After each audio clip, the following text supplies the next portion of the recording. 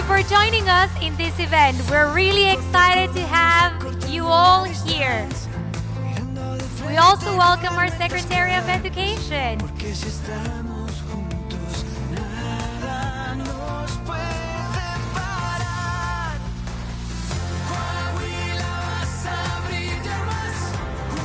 Thank you, teachers, for inspiring your students every day, for your commitment, your effort, your passion for education, for inspiring your students, for making a change day by day, for believing that education is the power for our society.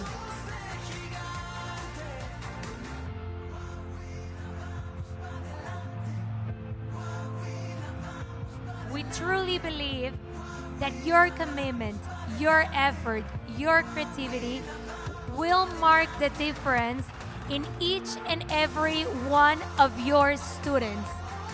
Keep on shining, keep on creating, keep on inspiring, and keep on leveling up for Coahuila.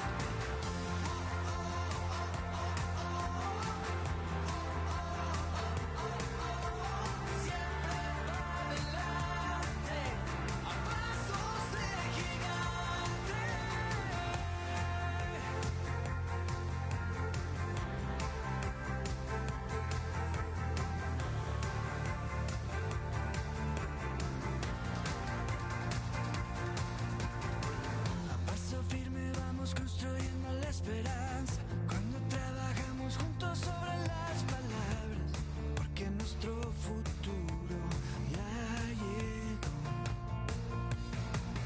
Poco a poco vamos acortando la distancia, mirando de frente con las metas claras, porque si estamos juntos nada nos puede parar. Thank you, teachers. You may take your seats.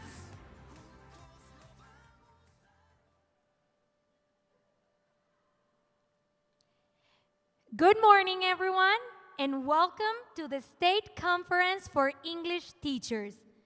We are thrilled to see so many passionate educators gather here today. Teachers from every corner of our state who work every day to open new doors of opportunities for their students throughout English language. Today is about you, about celebrating your dedication, your creativity, and your inspiring role in shaping the future of education in Coahuila. We are also honored to have with us our distinguished authorities and special guests. Please join us in welcoming Mrs. Paola Rodriguez Lopez, wife of the Governor of Coahuila and Honorary President of Inspira Coahuila.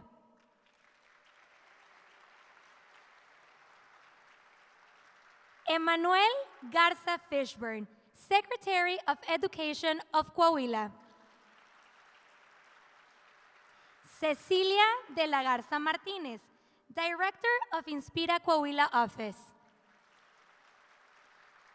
Octavio Pimentel Martínez, Rector of the Universidad Autónoma de Coahuila.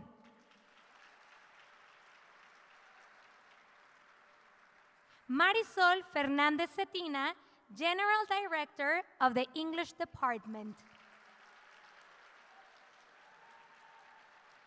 And, of course, a warm welcome to all of our teachers, the heart of this Congress.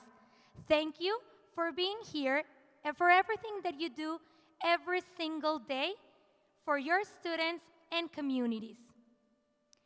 To begin our event, please welcome Emmanuel Garza Fishburne, Secretary of Education of Coahuila, who will share a message of welcome to all of our teachers.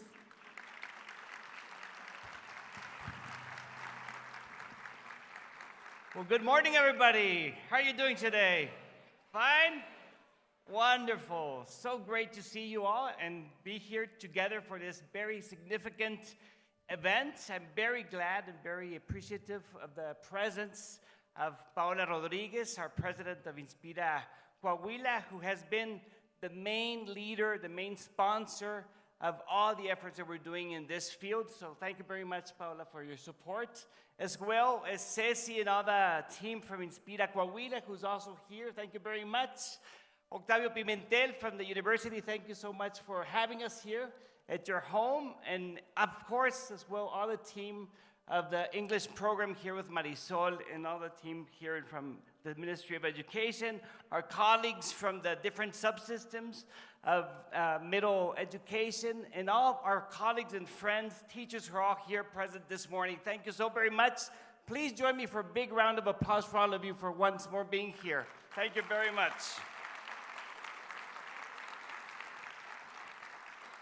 Well, as you all know, English is one of the top priorities that our governor set forth with the Educational Impulse Strategy.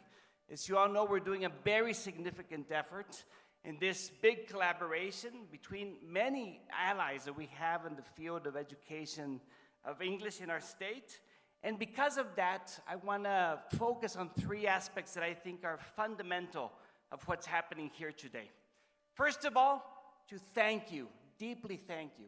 It really fills my heart to have you here, to know that you are supporting this effort with your leadership, with your commitment, in a very, very clear sense of that growth mindset that is present in your hearts, that's present in your minds, for you to be here, ready to learn more, ready to connect more, ready to support more what we need in this very significant field of English education in our state.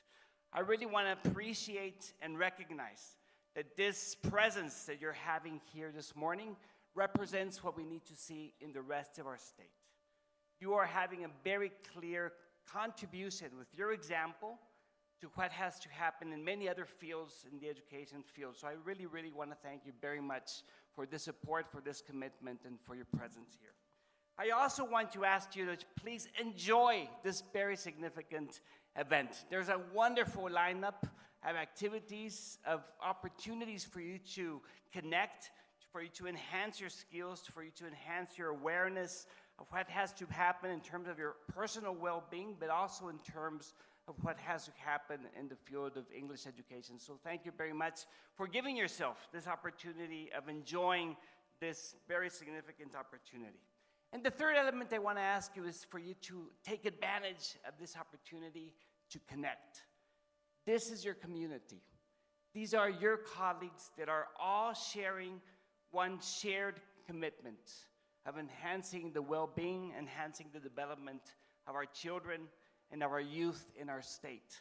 So let's recognize that this team is very valuable, and let's recognize that having the opportunity to connect, to strengthen these ties of trust, of collaboration, of mutual support, because there's for sure many things that you can share between you in terms of good practices, in terms of good ways of approaching these shared challenges. So take advantage that we're here together from all the different regions of our state to strengthen this community of colleagues in the field of English education. So thank you so very much. Enjoy, connect, and please remember that you are the heart of your educational communities. You are the heart of the schools, and I'm pretty sure that because of all this effort that you're doing, our children, our youth, and your colleagues in our schools are going to be very appreciative of your presence. So thank you very much, and enjoy. Take care.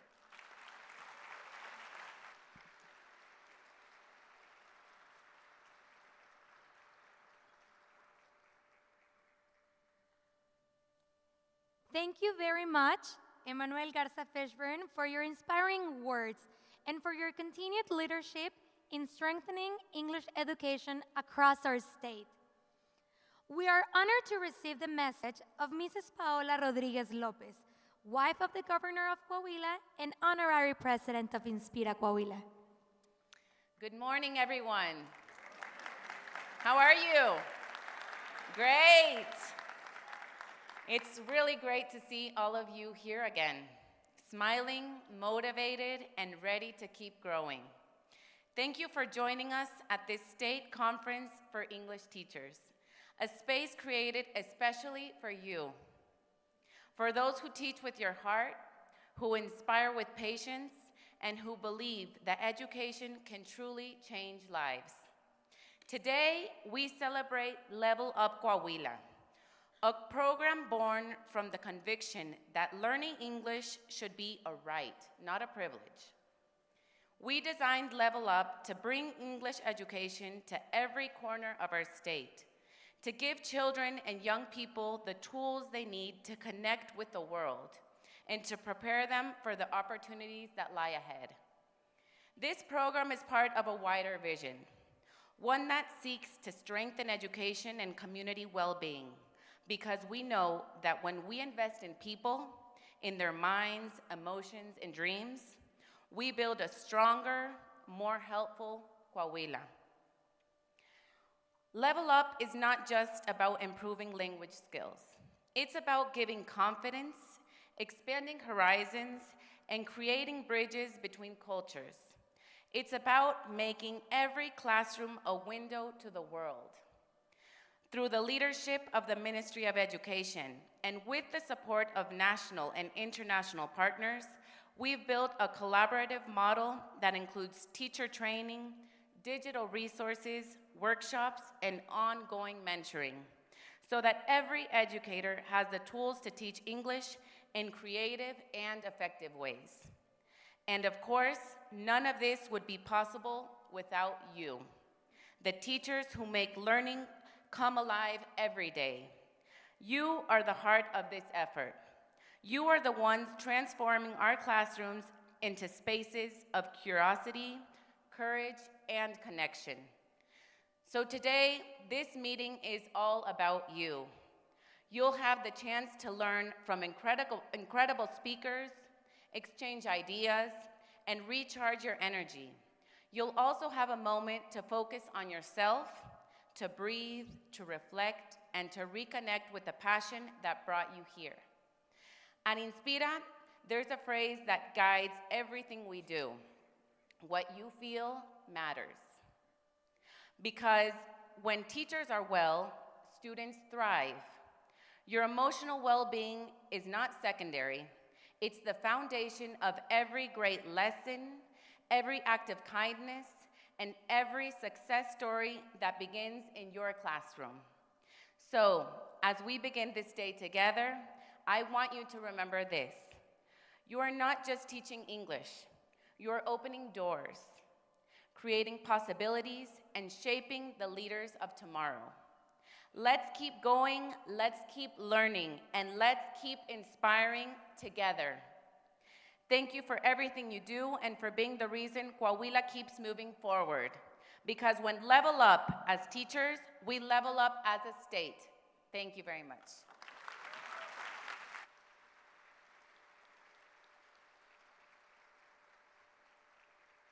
Thank you.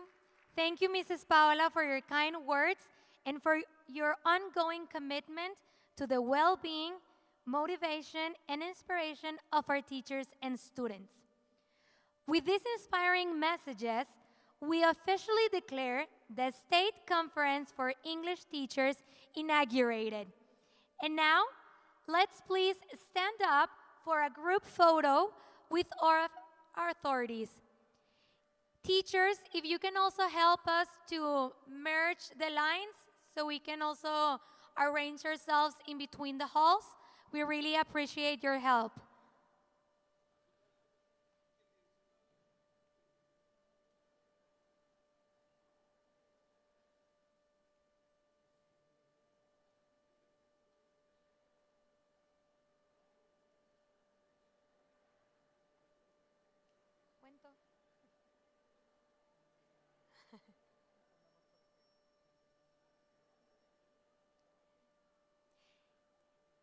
Everyone looking at the camera with a big smile, full of excitement for this day.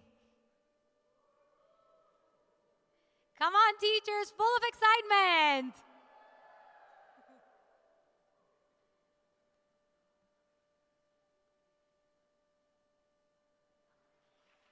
Thank you, everyone. You may take your seats.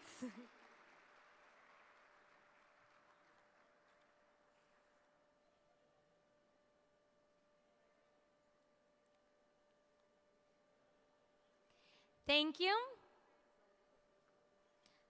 If you could please take back your seats, we're going to continue. As our first moment of our event, we're going to receive Emiliana Rodriguez for a self-care session. Caring starts with ourselves. Emiliana is an author, keynote speaker, and educational strategist, passionate about bridging neuroscience, social-emotional learning, and technology.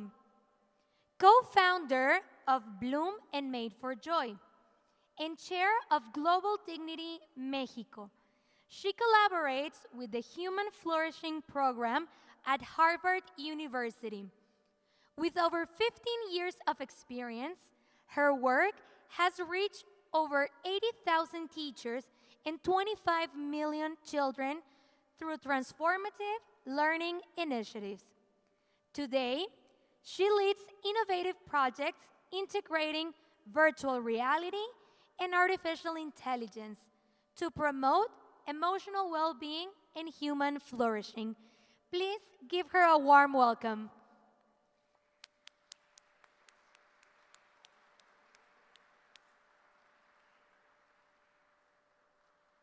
Good morning again.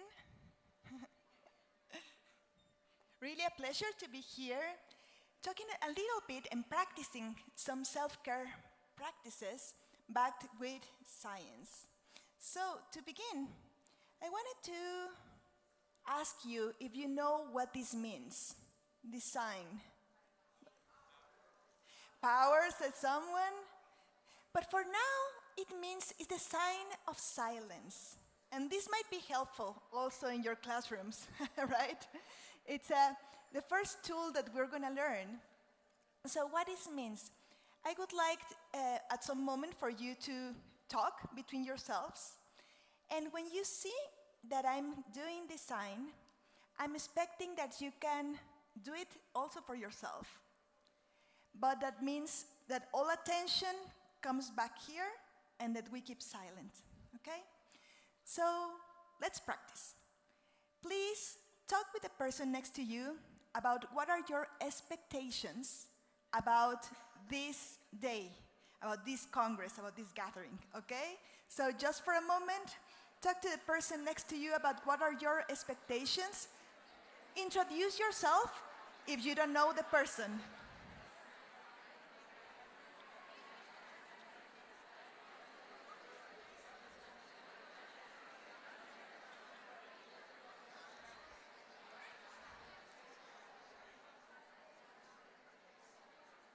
Okay, so what I need is that everybody, can you see me?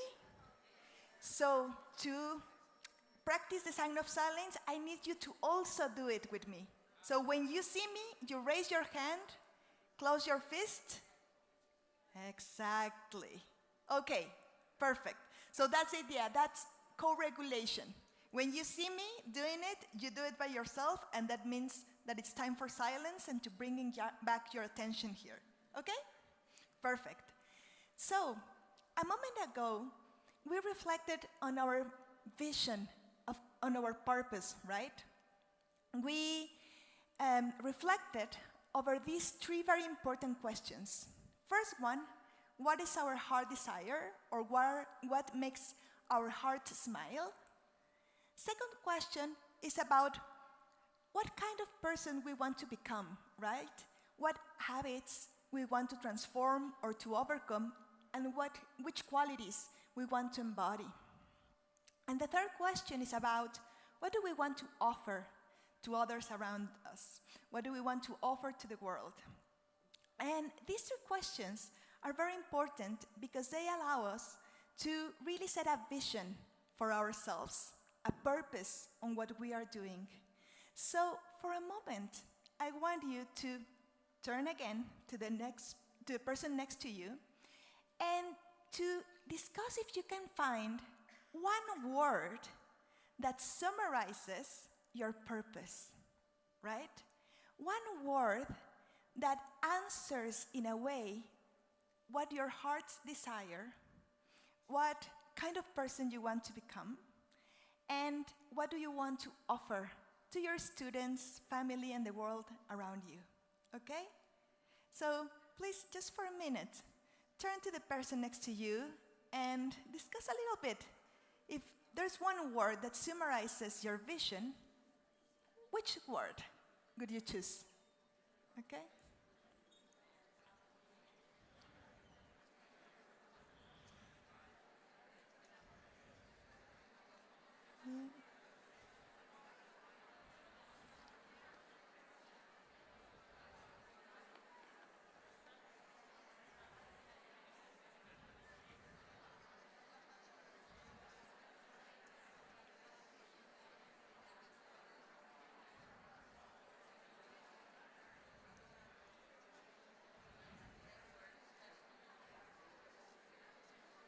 One word that conveys your heart desire,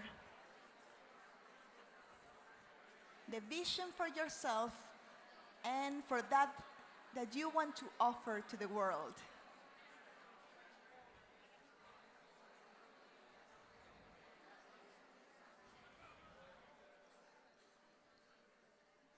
Great.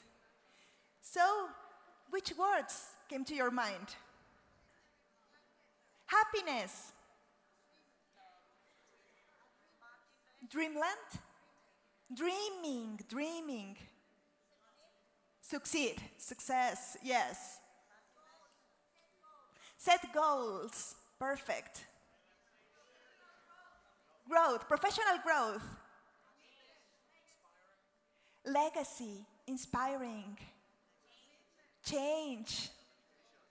Motivation, wonderful. Huh?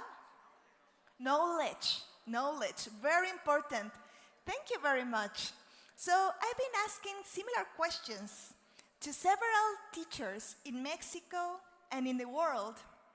And what we find is that every community is different, but if we could summarize all these words, all these desires, there's a concept that conveys like really what we are looking for. And I want to share that with you. If I'm able to change the slide, if you can help me there. Thank you. And this concept is human flourishing. So UNESCO some years ago said that human flourishing should be actually the purpose of education. And what does it mean? It means both the optimal continuing development of human beings. So for professional development, for success, for setting goals, this is included in human flourishing. It's a continual development of our own potentials. And of course, learning English is key for that, right? But it's not only that. It's also living well as human beings. So that it's happiness, that it's well-being, right? That it's health, of course, in every sense. Which means being engaged in relationships and activities that are meaningful, that is aligned with both their own values and humanistic values. So values is the third aspect of human flourishing that is very important. Some of the words, it didn't come up here, I didn't listen, but some of the common answers to these questions is love, right? We want love. We want also love in our family, in our communities, peace, justice. Those are values that are at the very core of what we want, and we want to offer that also to the world. So the good news is that human flourishing is something that we can cultivate, that we can develop. And actually, here, there's a model of human flourishing based in neuroscience. This is coming from Dr. Richard Davidson from the University of Wisconsin, who is considered one of the main neuroscientists of emotions and the neuroscience of well-being. And what he discovered by understanding how our brain works is that there are 4 pillars to human flourishing. First one awareness.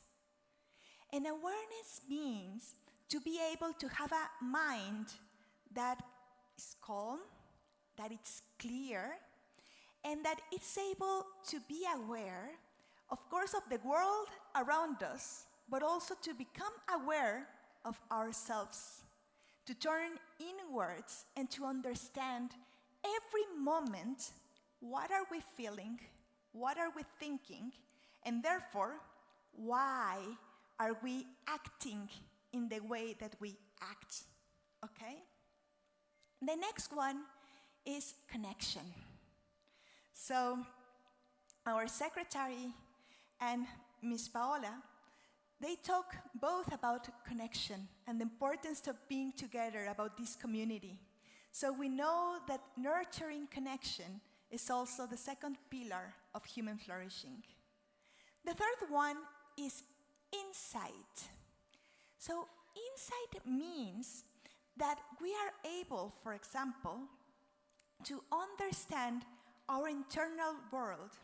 In particular, insight is related with understanding emotions. Why? Because we are emotional beings. All the time, either we want it or not, we're feeling, experiencing emotions. And emotions come with physical sensations, but also with changes in our mind, with psychological effects, with video and audio. So when we are angry, for example, we think, this person never listens to me. It's always the same, right? This exaggeration in the mind. When we are sad, it's like, nobody loves me. This is not gonna change. I'm never gonna be happy again. So this is the voice of sadness. Each emotion has its voice. But we usually don't know that it's a voice of the emotion.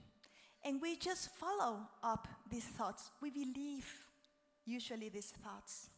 So insight in this way means to have critical thinking, not only about the world around us, but also critical thinking about our own beliefs, our own thoughts, so that emotions don't kidnap us.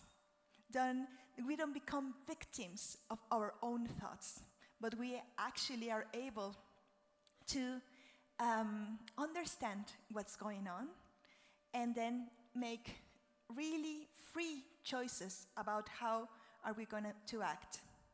And the fourth pillar is purpose. So that's why we started connecting with our sense of purpose, okay?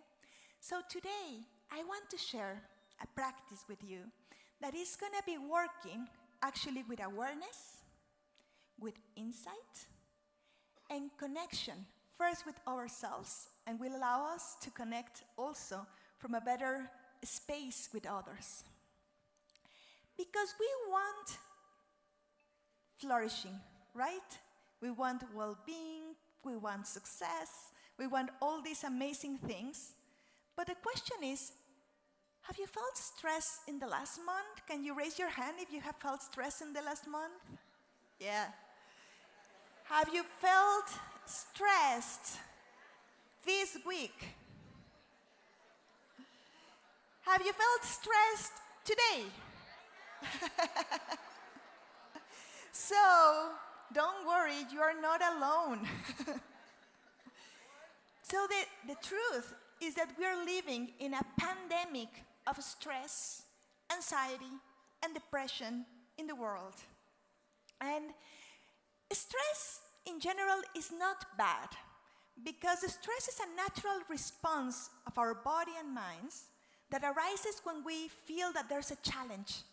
So when we feel challenged, our body and mind rise up to the challenge, and that's a good kind of stress. The problem is that usually stress is chronic for ourselves. We are stressed basically all the time, all day long. Even when we are at home trying to rest, then our mind is in a state of running around that doesn't allow us. And that's where the cortisol, the glucose, the heart rate, there's a physiological change in our body that actually starts creating problem. And that's when stress becomes distress, that it's really hurting our health, our ability to show up in the best way that we want to the world and to others, and is also affecting our relationships and our lives in so many ways. And Mexico is a country with the highest rate of work-related stress in the world, even more than China, more than United States. Yes, Mexico is suffering from this. 75% of people reported to have these incidents in this life. So this is why it's so important to become aware of this and to really take serious the problem, the issue of stress, and how to deal with all the emotions related to stress. So we're going to work exactly with that. Because stress sometimes feels also like this big wave, right? That you are like in an ocean with big waves, and that is coming one and then the other, and then you start like to take out your head, and then comes another wave, right? Sometimes it feels like that. And imagine being there in that ocean. For how many of you will feel terrified by being in that ocean? Or afraid? Yes, I'm one of those. Does anyone could feel like motivated to be in that ocean? Excited? Fulfilled? And there's, yes, someone here. And I know some other people that actually feel not terrified, but very excited. For example, surfers. One of my very good friends and colleagues in the field of emotions, she's a professional surfer. And what is the difference between this surfer in the picture, or my friend, and myself? Well, there's a big difference. My friend, who is a surfer, she knows to swim very well. She's a great swimmer.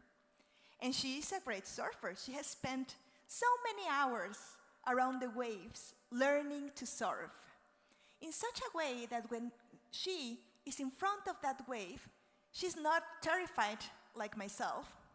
She's actually excited. She goes for it, right?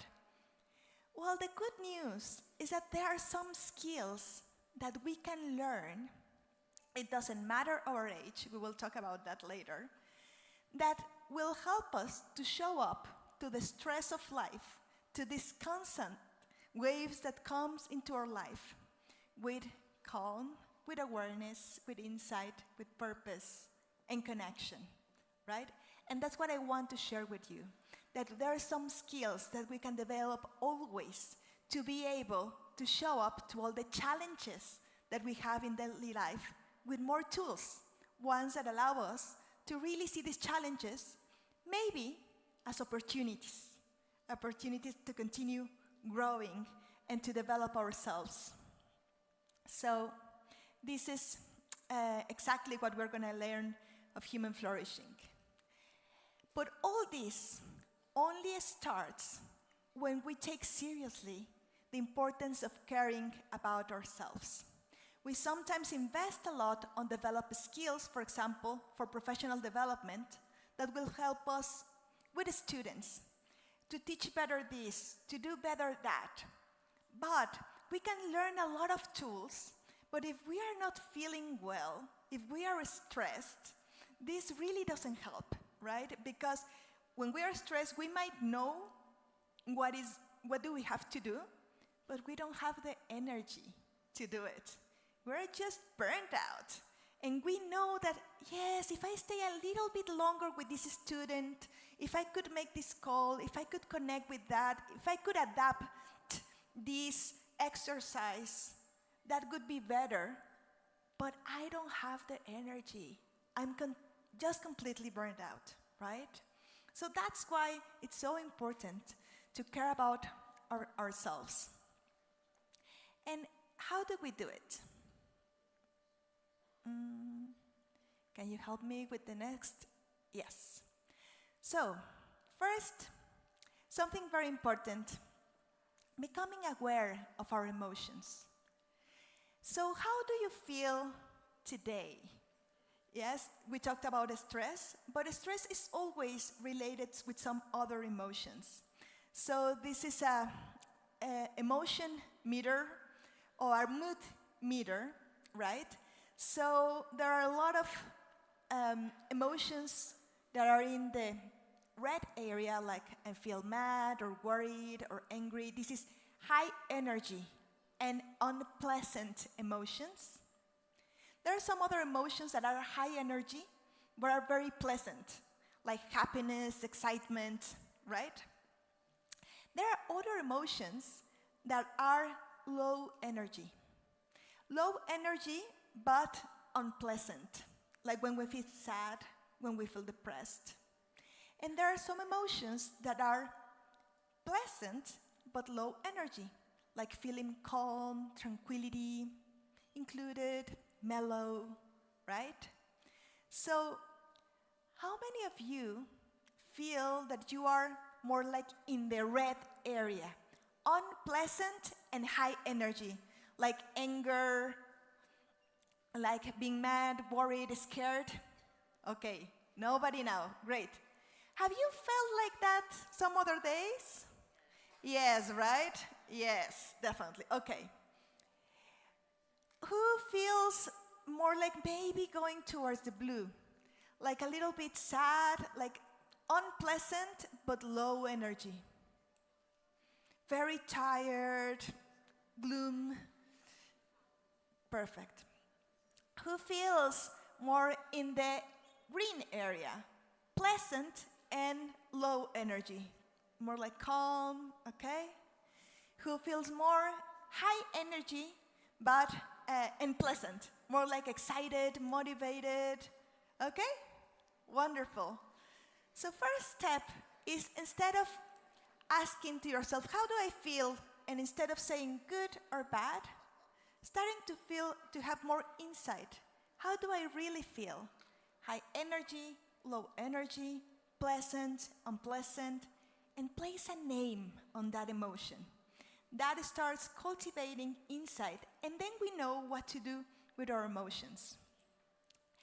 And when we are in the green or yellow, that's very easy. That's great, awesome. We feel great, either with lots of energy or low energy, but that's okay, right? The problem is when we feel more in the spectrum of red or blue, right? When we feel some emotions that are unpleasant. Some of them are actually very disagreeable, right? It feels painful. For example, when you're anxious, it's painful to be anxious. It's painful to be really sad. It's painful to be afraid, or it's painful to be very angry, right? So I want to share with you a very powerful practice to deal with those difficult emotions. It will help you also in general with stress, and it will help you also when you feel very tired. There are some days, right, that we, for example, have the chance to really rest, but you feel that you cannot rest because you have been running for so many months and weeks that the body just doesn't relax, right? I see some faces that say yes. Okay. So this practice is called the handshake of emotions, right? Because when we feel bad, what we usually want is to avoid that pain. For example, we don't like to feel anxious, so we might have a mezcal. Or I don't know, what do you drink here? Or beer, or whatever you drink, or tequila. Or we don't want to feel bad, and we just ignoring our feelings, right? Or telling ourselves, don't be angry, don't be stressed out, right? So we don't want to feel that. But guess what? When we reject our emotions, it doesn't help, and it actually adds more pain, because it's like, it's the pain of the emotion, plus I don't want to be feeling this. So it's pain over pain, right? So this is not a very healthy way to deal with our emotions. So there's another option, which is the handshake. Making friends with these emotions. And what does it mean?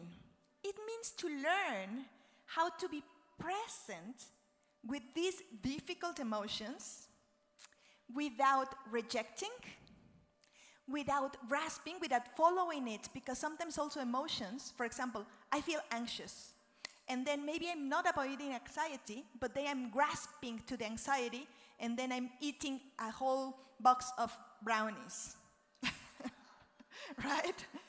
Or I'm calling, like hysterically, a lot of people to make my anxiety go away. This is when I let myself to be controlled by my emotion. I grasp to it. I allow myself to be led by these difficult emotions.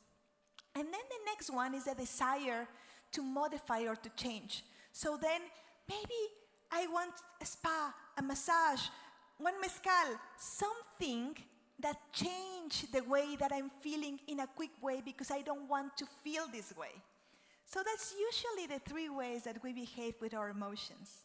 So here we want to start to make friends with what we feel without rejecting, wanting to change, or grasping to it.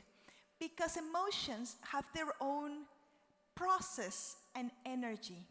And what we want is to allow it to flow in our body, because when it flows physically, then we are open to bring some wisdom and to work deeply with it, okay?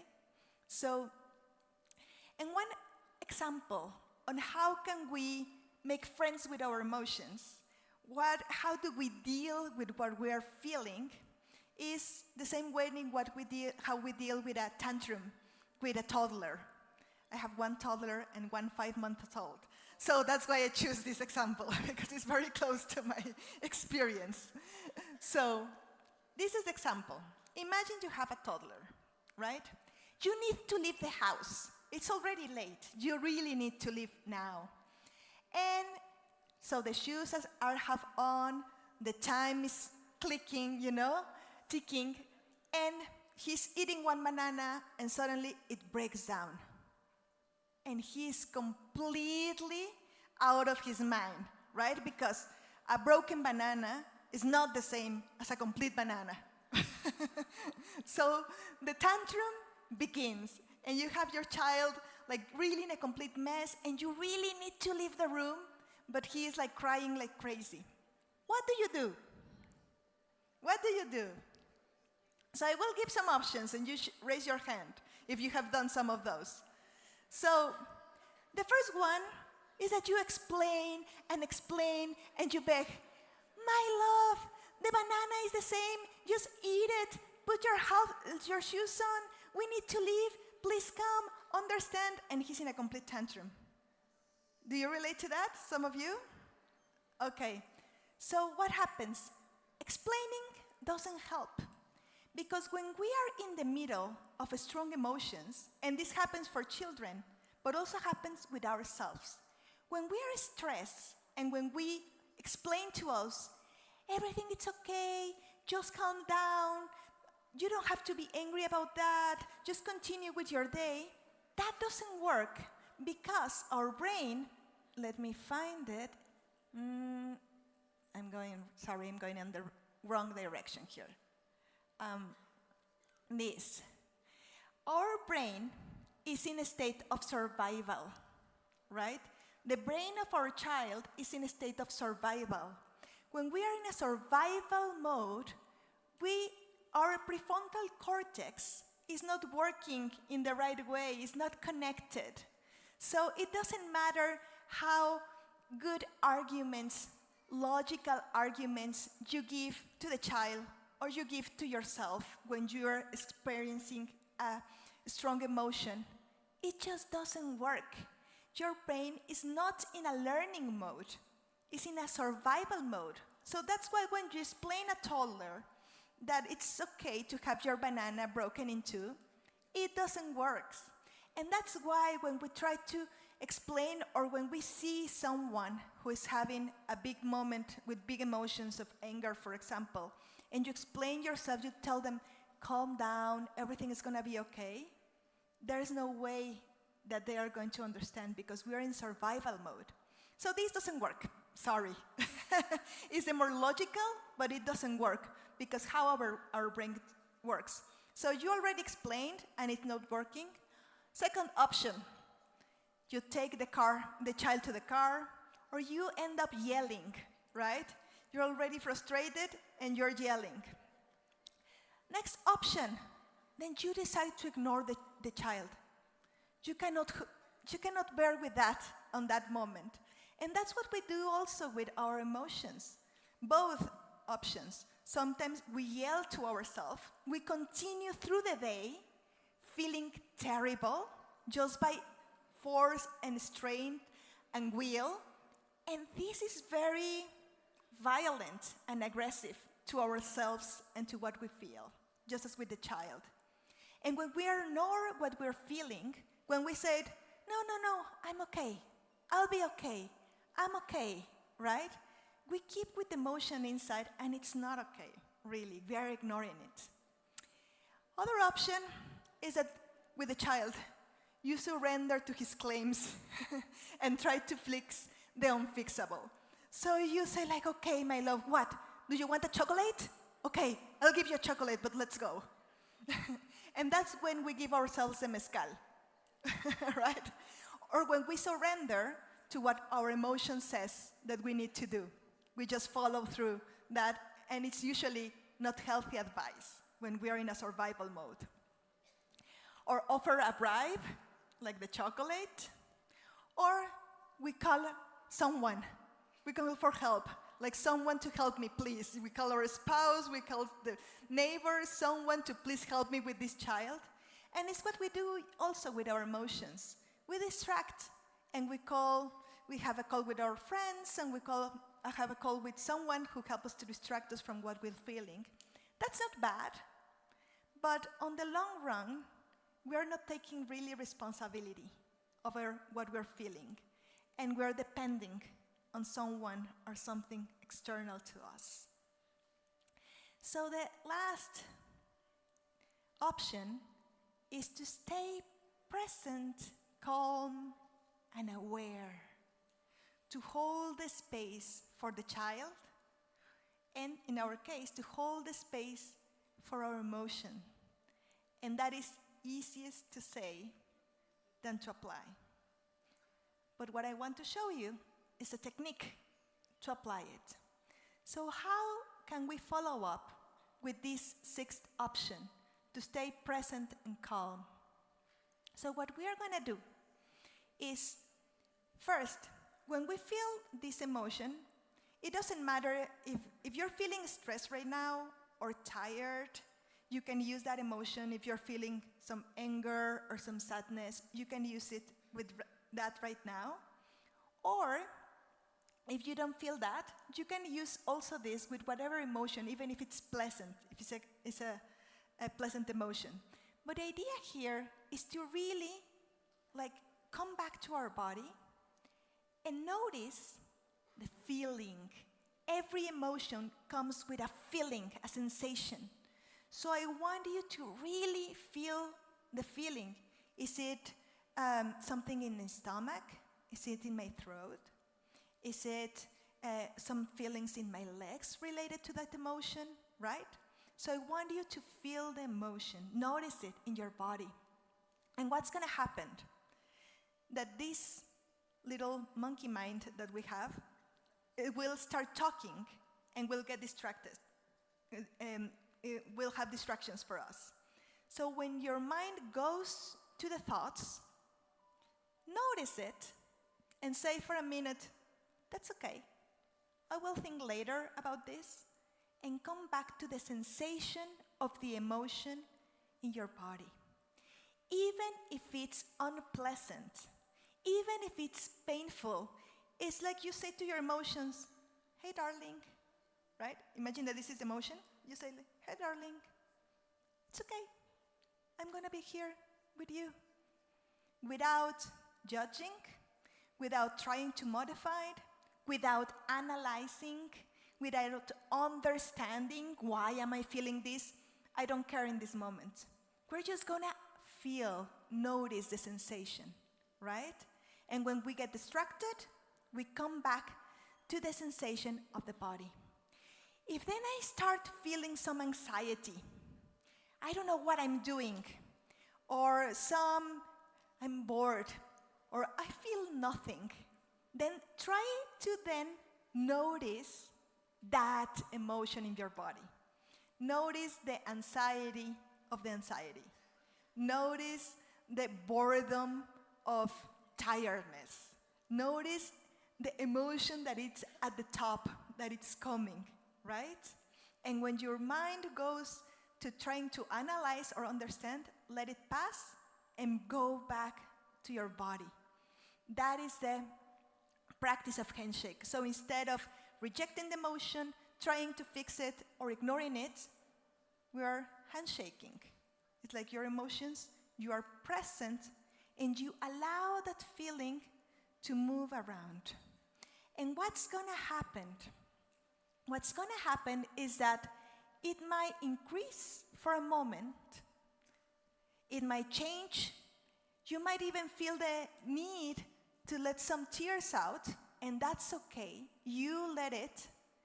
But then this energy of the emotion, it's going to start to move around. You will even start to feel that it comes to your belly, and it's like at some point it opens. And when that happens, then you can move on and bring some wisdom to it. But let's practice it for a moment, right? So I will sit down. I will invite you to sit down in a comfortable position. Try, if it's possible, to be back so that your spine is held and you're really comfortable, and your legs, that your feet are in the floor, okay? And we will begin with a little exercise of shaking. So just shake a little bit the body. You can shake like that. Try to shake it from the shoulders even, to move a little bit your neck. Put your arms up, and then when we exhale, we're going to really exhale a deep breath, like, and exactly. And like this, with your belly distended, like please make sure that your belly is not holding, that is like this. With your eyes open or closed, yeah? Now bring your awareness to your body, to the physical sensations. And notice if there are some emotions experiencing in your body. Maybe you feel some energy here, not in the throat. It's maybe something in the belly area. Maybe some tension that has been grown into your head or into your shoulders. And for a moment, try to rest your awareness in these sensations in your body. Even if it's painful or disagreeable, unpleasant, allow yourself to feel.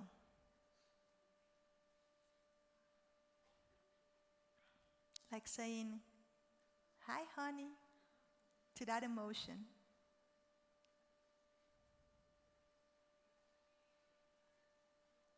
And allow some space for the emotion just to be.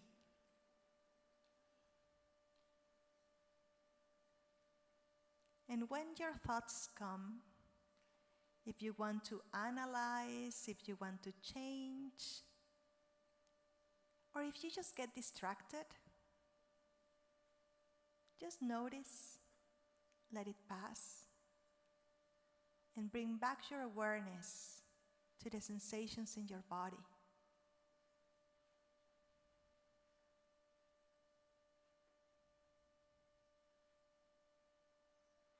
There's no need to reject,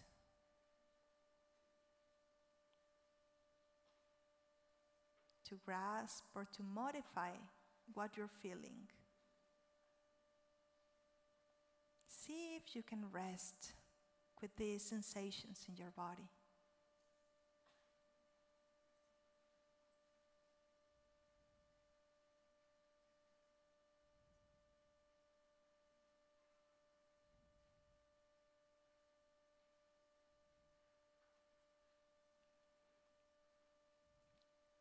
Let's practice this in silence for 1 minute.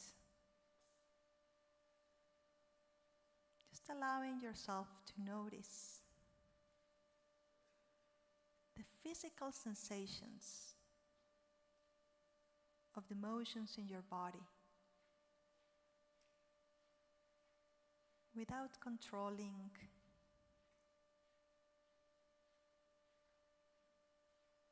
Just be present and aware with whatever you're feeling.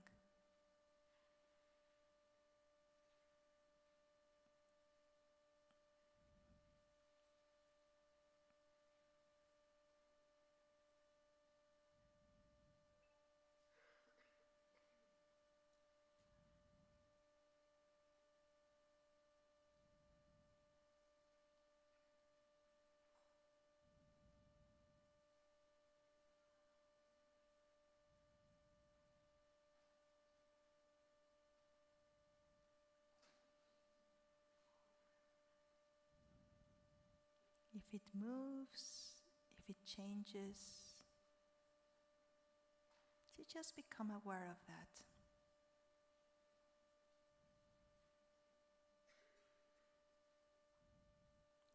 If you feel nothing, that's okay. Just hold the space and be aware of nothingness.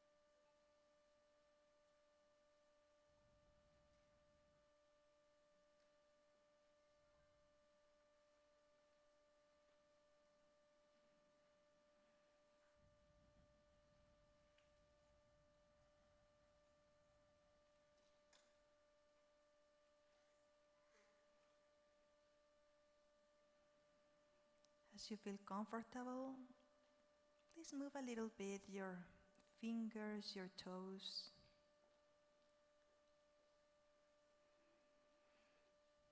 Roll your shoulders. Slowly open your eyes if you have them closed.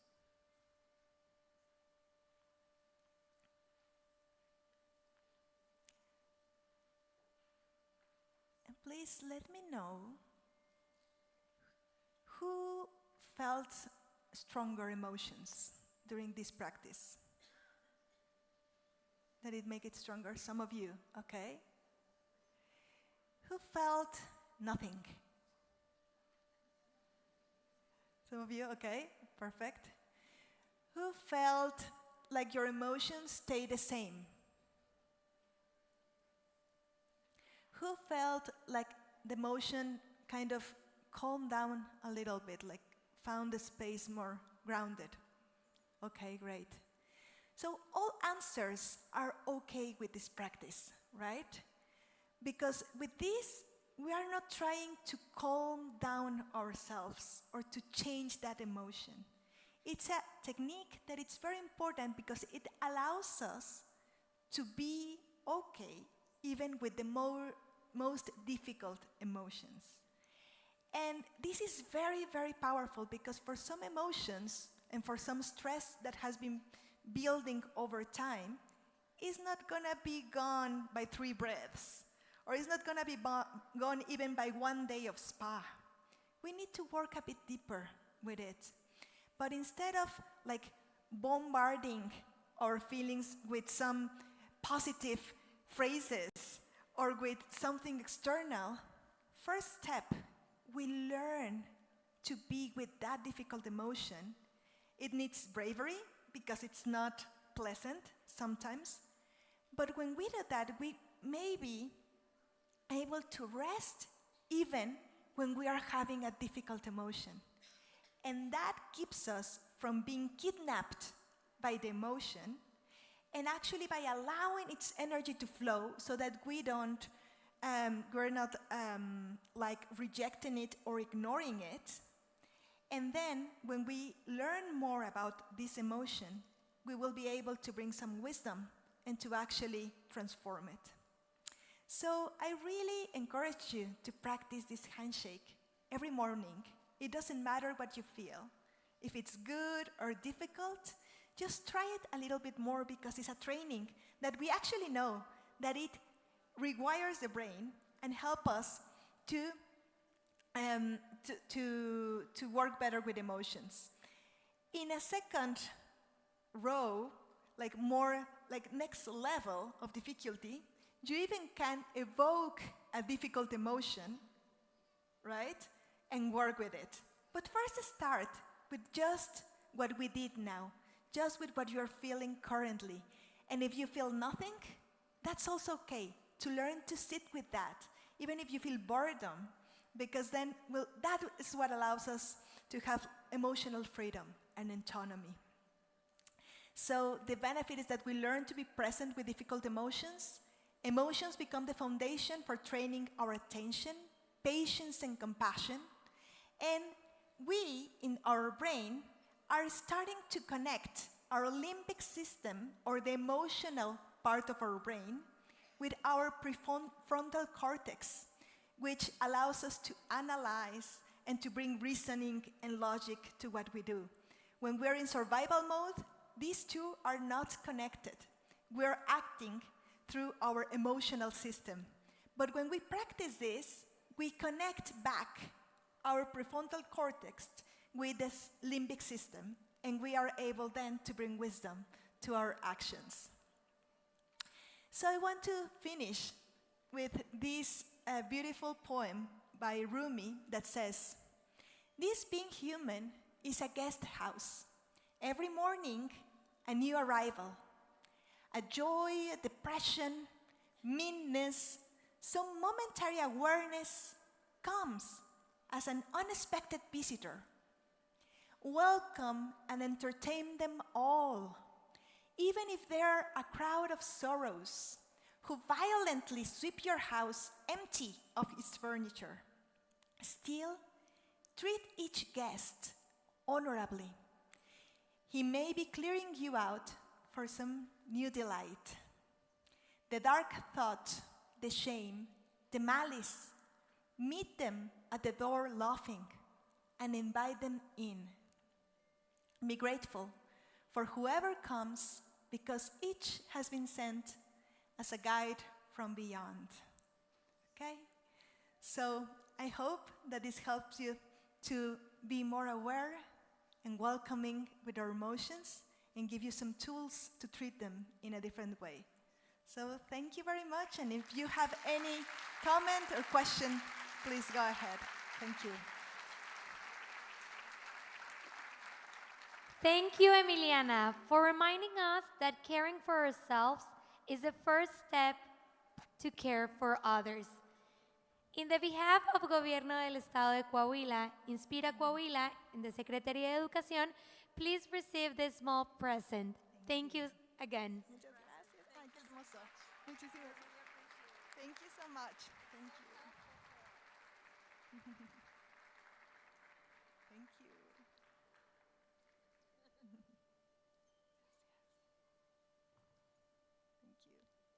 Thank you so much. Thank you very much. Thank you. Gracias. Gracias. Thank you. Now, please welcome Ana Karen Certuche and Abigail Montalvo, who will explain today's interactive activity, Goose Chase, a fun challenge to explore, connect, and learn through friendly competition. Hi. Hi, everybody. We're so glad to be here with you today. We are sure that today going to learn a lot of new things. But besides learning, we are also going to have fun. That's why during the event, we will be playing a game called Goose Chase, which we are going to explain to you. So, are you ready? The first thing you need to do is to download the app Goose Chase. You can find it in the App Store or Google Play if you have an Android, okay? Once you have the app, open it, click on Get Started, and enter the code in Find Your Experience. Can you help us with the next slide, please, so that everyone can see the code? Just give us a second, please. There you go. As you can see, that's the code you will need to enter in Find Your Experience, okay? Now, once you get in, it's very important that you continue as a guest, okay? It's under the app, you continue as a guest and click Let's Go. The themes are already created. Join the theme assigned to you and enter the password. Wait. Yes, we know. I'm but sorry. We have a few minutes to explain it to you, that's why. And well, we have some pictures over there which are a little bit different. I don't know, maybe from the app.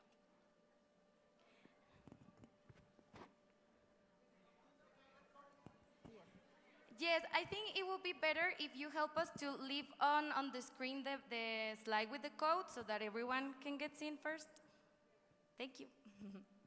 Or if you can help us to take a picture so that we can continue in case that right now you cannot type it, so that we can continue with that.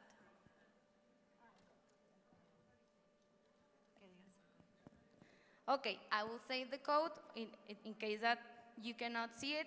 It's 4XSR77. I will repeat it again. 4XSR77. Yes? No? Not yet?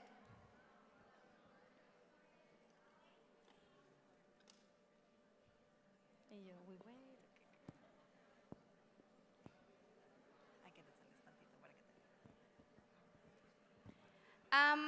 If you can help us taking a picture, we'll appreciate it a lot so that we can continue explaining because, as I said, we have very few minutes to explain it to you.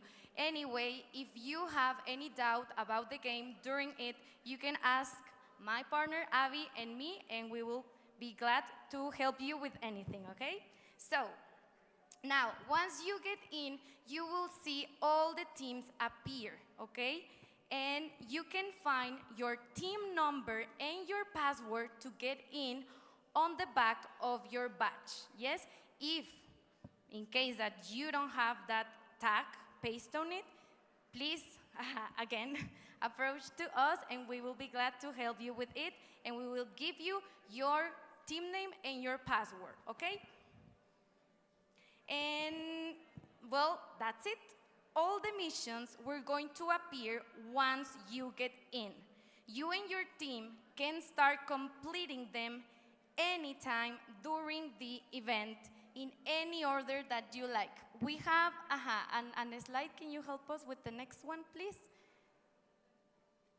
There are different types of missions. You decide which one you would like to do, and the instructions are very specific in there. What do you need to do? Maybe someone of your team is going to do one of the missions, but someone else is going to do another. It's okay. That's how this game works, okay? And we will have prizes. We will have first, second, and third place. So we hope that you can join us. We want also to have fun. And, well, that's it. That's it. Thank you very much and have fun. Have fun! Yay! Yay! Thank you. Thank you, Ana Karen and Navi. It sounds like a lot of fun. Teachers, don't worry. As I mentioned, they're going to be around so they can help you if you need, and we'll make sure we can share the code.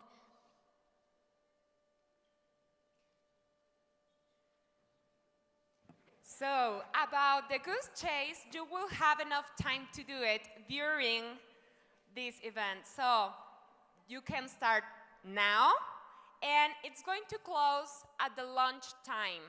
So, you have from here to 2:45, right? In order to do the missions, okay? So, don't worry, you have enough time, and you can remember that you have here your sticker about your team, so you can search for your team members and do it, okay? Good luck. Enjoy. Thank you, Lulu. Now, please help me welcome Dave Burgess. It's an award-winning teacher from San Diego, California, celebrated for his innovative high-energy approach to education. A multiple-time Golden Apple recipient and Teacher of the Year at West Hills High School. He was voted a faculty standout for 17 consecutive years in categories such as Most Entertaining and Most Energetic, specializing in reaching hard-to-motivate students. His teaching combines creativity, passion, and showmanship. In Washington, D.C., he received the BAMI Award for Secondary School Teacher of the Year from the Academy of Education, Arts, and Science. As president of Dave Burgess Consulting, Inc., he has revolutionized educational publishing, releasing over 200 titles by leading educators worldwide.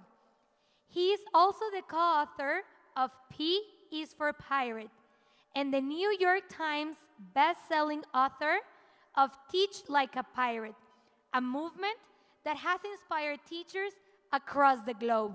Welcome, Dave. Hey, thank you. Good morning, good morning. So, I already need help from someone. This is where you should be avoiding eye contact at all cost. But it's too late for you. What is your name? Melly. Melly, give Melly a round of applause as she joins me on stage. Come on up, Melly. All right. Melly, if you would come behind my table here, that'd be fantastic. All right, Melly, if you would go ahead and pick up the lock that's there in front of the table. Go ahead and open the lock. It doesn't open, right? So you have to be kind of like the eyes and the hands for everyone so they don't have to all come up and try the lock. You can trust Melly. The lock doesn't open. Melly, go ahead and put that lock right down. Now, here's what I want you to do. When I tell you to go, you're going to open the top of the container of doom that's sitting on the table right there as quickly as you can. You're going to pour those keys out of the table. You're going to find the one key and only one key which opens that lock. When you find a key which does not open the lock, you will drop it back down into the container of doom so we do not have to try the same key twice. Okay, Melly, did you follow that? Okay, Melly, here's what you're going to do. When I tell you to go, pour all those keys out, try each one, and if it doesn't work, drop it right back into the same container. On your marks, get set, and go. And let's get behind Melly. She could do this. Let's get behind, cheer for her. Let's go, Melly. No, put it right back into there, right into here if it doesn't work. Try every single, no, you got to pour them all out. Try every single key. If it doesn't work, drop it right back into there. Drop it right back into here. Perfect, thank you. Keep going. You can find it, Melly. No, at any particular time, Melly is going to find the key which opens that lock. Come on, Melly. We believe in you. Have some grit. Have some perseverance. Have a growth mindset, Melly. It's always the last one. No? Throw it in. Melly, are you trying to tell me that none of those 6 keys open that lock? Well, Melly, I've got a really good feeling about this one. Here you go, try this one. Melly! All right. Melly, here's what I want you to do. I want you to take that key that works and drop it down in with the 6 that don't. Notice I'm not going to touch a single thing from this point forward. Go ahead and lock the lock and set the lock down in front of the cups and close the top to the container of doom. Holding the container of doom in your hands, shaking it back and forth vigorously from side to side. Waiting for full instructions, Melly. All the while keeping track of where that one key is. Oh, a couple more shakes. Excellent. If you would go ahead and unscrew the top, and if you would put one of those keys into each one of the cups for me, that'd be awesome. I'm sorry to put Melly through that this early in the morning, but I had to have you see that for real, 6 of those keys do not open the lock. Only one key opens the lock. Now they've all been mixed up, distributed. We have no idea where it is, and you're going to make every single decision. What's going to happen, Melly, is they're going to start eliminating keys one by one. When they say the number of a cup, just pour that cup into the container of doom, the key, and turn the cup upside down so we know it's been selected, all right? So you just wait for them to say one. Which key would you like to get rid of, 1 through 7? Number 3. 3, pour it right here into the container of doom. And then turn that one upside down. Perfect. And which key would you like to get rid of? Number 7. 7 into the container of doom. And how about you right here? Which one would you like to get rid of? 4 into the container of doom. Let's come over here. How about you, sir? Number 1, ooh, I'm not sure about that, but okay, number 1, into the container of doom. We still have 3 keys left. Which one would you like to get rid of? 2, into the container of doom. A little position check. There are 2 keys left. Only 1 key works as tested by Melly. That means that even if every single person up to this point has made a correct decision, the next person could screw it up for all of us. And all the pressure is going to fall on you. Now, I don't want you to think that I'm trying to trick you. You're not choosing a key, you're getting rid of one. So which one do you want to get rid of between 5 and 6? 5 into the container of doom. Now, if I touched it now, you would definitely think I cheated. So if you'll take the last key and the lock and kind of hold them up like this. I can barely watch these things. Go ahead and give it a shot.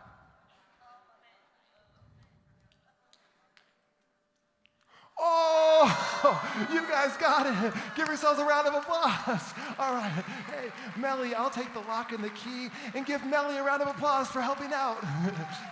Hey, if you think about it, that's what we're going to spend a lot of time talking about. Out of all the possibilities of what you could do in your classroom, what is that certain something, that key to unlock this thing called student engagement? You see, a lot of people talk about wanting to have attention in the classroom, almost like it's some sort of currency, like, I want my students to pay attention.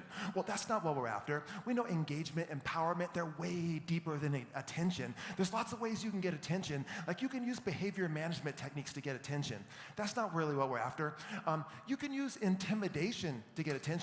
We all know we have walked by completely silent classrooms before, and it wasn't necessarily because there were engaged students inside. It's because there was a tyrant in the front of the room. Right? That's not what we're after either. It's been my experience when we reach this deeper level called engagement that a lot of these things that we worry about, like behavior management and all that, that can slide into the background because an engaged student is rarely a behavior problem. So if we tackle that on the front end, we don't have to tackle a lot of the negative stuff of teaching on the back side. Now, I always have someone read that particular part of my bio because it emphasizes one thing. You see, I go to a lot of different conferences to speak, but when I go to those conferences, I love to sit in on sessions. And I've noticed something increasingly lately. If you go to, say, like a national conference on teaching, and someone stands up in the front of the room to talk to you about teaching, I think increasingly many of them have one thing in common, is that they themselves actually are not teachers. Now, that's not to say they have nothing of value to offer, because many times they do, but that's just to tell you that for 17 years of my life, I was teaching in room SS9 at West Hills High School, and at 7:15 in the morning, facing 38 to 40 U.S. history students, 36 in desk, 2 to 4 sitting on the counters underneath the windows, because class size in our district is about 38 to 40 to 1. In fact, we fought a contract battle to get a 40 cap put on our class periods because they were trying to put more in. So everything I'm going to show you today is real world. Everything I'm going to show you today is something I've done in the classroom. So if you came here looking for that beautiful, perfect, like credential program lesson, you came to the wrong place. I'm gonna run around, jump around, and get crazy for you and show you some stuff that works with real kids. How do I know that? Because that's how I've been doing it for the last 17 years. Now, there's something else you need to know about me. I teach a unique population at West Hills High School. Like when the students stand up at the end of the year and they give the graduation speeches, I don't recognize any of those kids. Those are not my people. My people come from 3 groups for the majority of my day. Group 1, special education students who are being mainstreamed into my classroom as their least restrictive environment. I teach every single junior special education student U.S. history on our campus. There are no separate pull-out courses. It's the only course on campus like that. Group 2, students who are so individually disruptive in their college prep classrooms that they've been removed for the sake of the learning environment of the other students in that class. And then in the wisdom of what we do at West Hills, we take all these students who have been individually disruptive and we say, why don't we group them all together into one room, right? Because that would be educationally sound, of course. And the third group are students that are downright openly apathetic. They don't want to come to school. They don't want to be at school. They're not necessarily a behavior problem. They're just not doing anything. And so they're taken out of that class. They're brought down to see me. They walk in with a chip on their shoulder. They don't mind you knowing they're basically being forced to come to school. Now, if you take those 3 groups and you mix them together, those are my people. Those are the students I love to teach. Those are the students I specialize in teaching. Those are the students that Teach Like a Pirate was specially designed for. I think it works with students across the whole spectrum, but it was specially designed working on the front lines of classes like that. Now, after talking to people in the process of getting both to come here, they've actually told me that you don't have any of those 3 groups in your state. But if just by some sort of accident, maybe 1 or 2 have moved into the region and wind up in your classrooms, I think you're going to find some stuff that will apply to you here today. And then the last thing before we get going full speed is I'm not sure how many of you are familiar with Teach Like a Pirate. So just out of curiosity, for how many of you is this morning basically your first exposure to Teach Like a Pirate?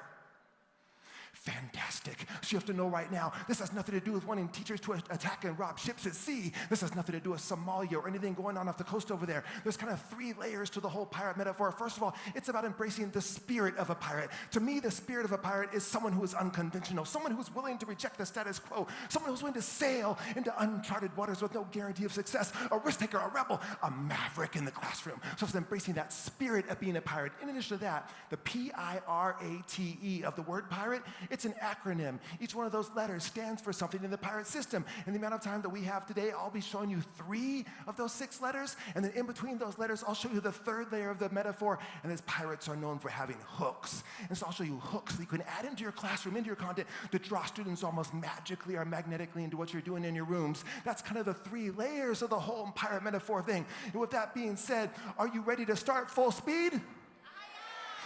Some people say, wait, that wasn't full speed yet? Okay, all right. Here we go. It starts with the P of pirate. I know that sounds kind of weird, right? It stands for passion. You see, I know you have a deep, dark secret inside. I know because you're a teacher, and I'm a teacher too, but you don't want to say anything about it because you're fearful of the judgment of your peers. You're fearful you're the only one that holds that secret inside. And so you keep it in there like a burden on your shoulders, a burden on your very soul. I like to look at it like Betty Friedan when she wrote this book called The Feminine Mystique. She said women all across America are lying in bed, staring at the ceiling, asking themselves, is this all? But they didn't say anything because they thought they were the only ones that felt that sense of dissatisfaction. And so they kept it inside. I mean, look at you. Oh my God.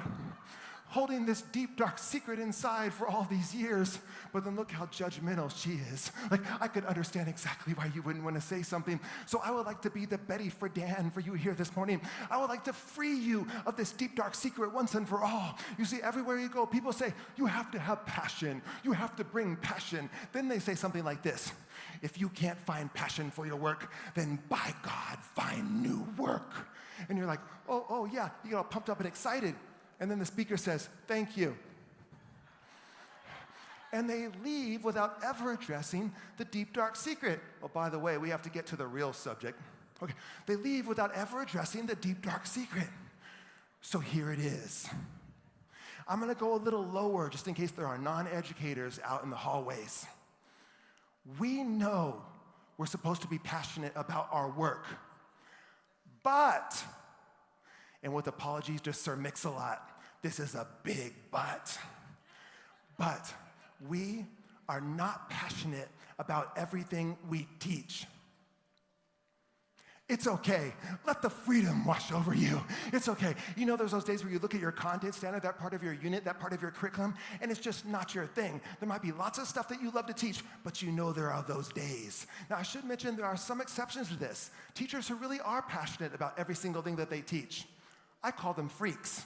But for the rest of us human beings, you know there are those days. Well, what do you do on those days? Well, what I did is I broke passion into 3 categories. This was something that was helpful for me. I hope that it's helpful for you as well. So as I go through these 3 categories, I would like you to mentally consider, if not right, what will go in these categories for you. So category 1 is your content passion. Within your subject matter, within your grade level curriculum, what of that are you passionate about?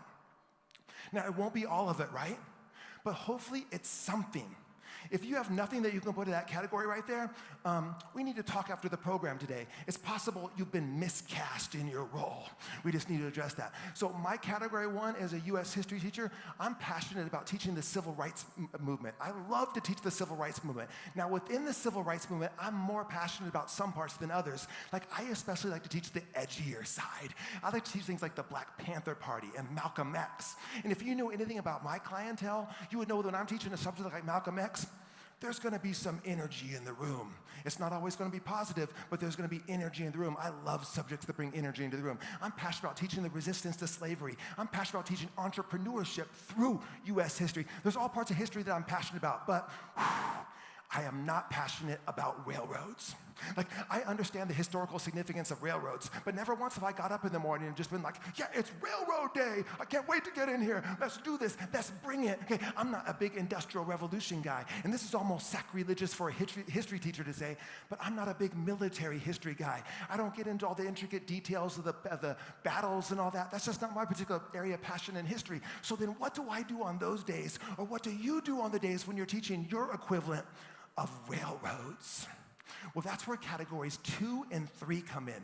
Category 2 is the most important category of all. Category 2 is the life-changing category. Category 2 could transform the way that you look at your role as an educator.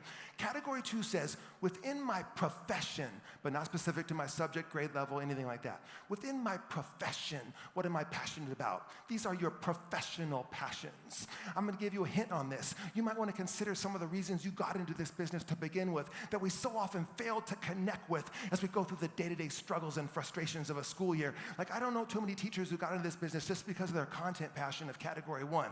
Like, I don't know too many English teachers who just at some point in their life were like, I have to teach the appropriate and proper use of commas. It's why I'm on earth. Okay.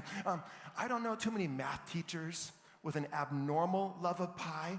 Now, sure, they get excited on March 14th and all that kind of stuff, but I'm going to pause there because recently I was at a school and I said that, and there was a big stir in the crowd, and all attention was being directed towards this woman in the front row, and then a chant rose up, show him, show him, show him. This woman stood up, pulled up her pant leg, giant tattoo of pie. Like I said, there are freaks amongst us, okay? But no, most of us are here for our professional passions of category 2. So here's how my category 2 would sound. I'm passionate about increasing the self-esteem of my students. I'm passionate about developing lifelong learners. I'm passionate about taking students who are apathetic about school and make them want to come to school, even if it's just for my 53 minutes they're going to come to school that day. I'm passionate about having students leave my class with a larger vision of what they're capable of than when they walked in. I'm passionate about embedding character development and character building into every single thing that I teach. I'm passionate about developing engaging presentations for material. These are things I'm passionate about, not because I'm a U.S. history teacher. These are things I'm passionate about because I'm a teacher, I'm an educator. I got into this business for category 2, professional passion reasons. I did not get into this business for the railroads. So the key is, especially on those days when you're not hitting in that content passion of category 1, you have to consciously, it won't happen automatically, consciously bring that focus to those category 2 reasons for doing what we do. Let me give you some examples straight out of my classroom. I said I'm passionate, like Rosa Parks. Of course, I want them to know about the Montgomery bus boycotts and all that, but more importantly, I want them to know that an ordinary citizen, not a president or a general, an ordinary citizen can change history. Lunar landing, yeah, I want them to know how it ties to the space race and the Cold War, and those are my content standards, but I'm looking for an LCL. I'm trying to add an LCL into every single thing that I teach. An LCL stands for a life-changing lesson. What's going to be the life-changing lesson that gets embedded inside of the content today? Hopefully there's multiple LCLs on any given day, but for the lunar landing, there are several of them. One of them might sound something like this. I would say to my students, at the beginning of the 60s, JFK said, we're going to go to the moon. We're going to walk on the moon. And you know what? We're going to do it this decade even. Now, when he said it, that was crazy talk. Think about the technology of the early 60s when he said that. He probably should have been locked up for saying something like that. But yet with this goal, this vision, the collaboration of thousands, the conviction of a nation, we achieved it. He didn't live to see it, but in the summer of '69, we were literally walking on the surface of the moon. It's one of the most amazing things that ever happened in the history of the world if you really think about it. 1969 technology? Are you kidding me? Desktop computers? No way. A computer is like the size of a whole room with less power than you have in your pocket or purse right now. Laptops? No chance. How about tablets that you make the screen bigger by going like this with your fingers? Cell phones? Nope. Smartphone, GPS systems in your car telling you which way to turn? No. How about this one right here? Microwave ovens. We were years and years away from something like a microwave oven, and yet we were walking on the surface of the moon. We built ourselves a rocket ship, and we fired them into space at great speeds in order to get the gravitational pull of Earth. There are human beings inside this thing going faster than a bullet at certain points, and then we navigated them 250,000 miles. No modern GPS, 250,000 miles, but you can't just like crash into it. Then we had to separate off a landing module. None of this technology has ever been tested before. This is the first time out of the box for all this stuff. We separated off a landing module, and then we dropped it down safely to the surface of the moon without even knowing what we're going to be landing on, by the way. And then we got out in some silly suits. And we walked around a little bit. And then we picked some stuff up. Still not good enough. Because now from 250,000 miles away, we had to get back inside this thing, somehow power off the surface of the moon, and then reattach to this thing that had been orbiting the moon the whole time, and get the human beings safely inside in outer space, I might add, and then get them 250,000 miles back to Earth. And no landing like a shuttle. No. They were inside of a freaking capsule, and then we just splashed them down into the ocean. And they lived. Are you kidding me that we did that in 1969? If we could do that in 1969, what can't you do? That goal, that vision, that dream that seems so far out there, it pales in comparison to what we accomplished in 1969. Those obstacles that you think are in your way, they're nothing compared to what we overcame in 1969 with a goal, a vision, a dream of what you want to accomplish, and then the hard work, the conviction, the courage to go after it. You can do the impossible. Now that is embedded inside those content standards of the lunar landing. And when you start to look at education like this, it gets really easy to get pumped up to come to school in the morning.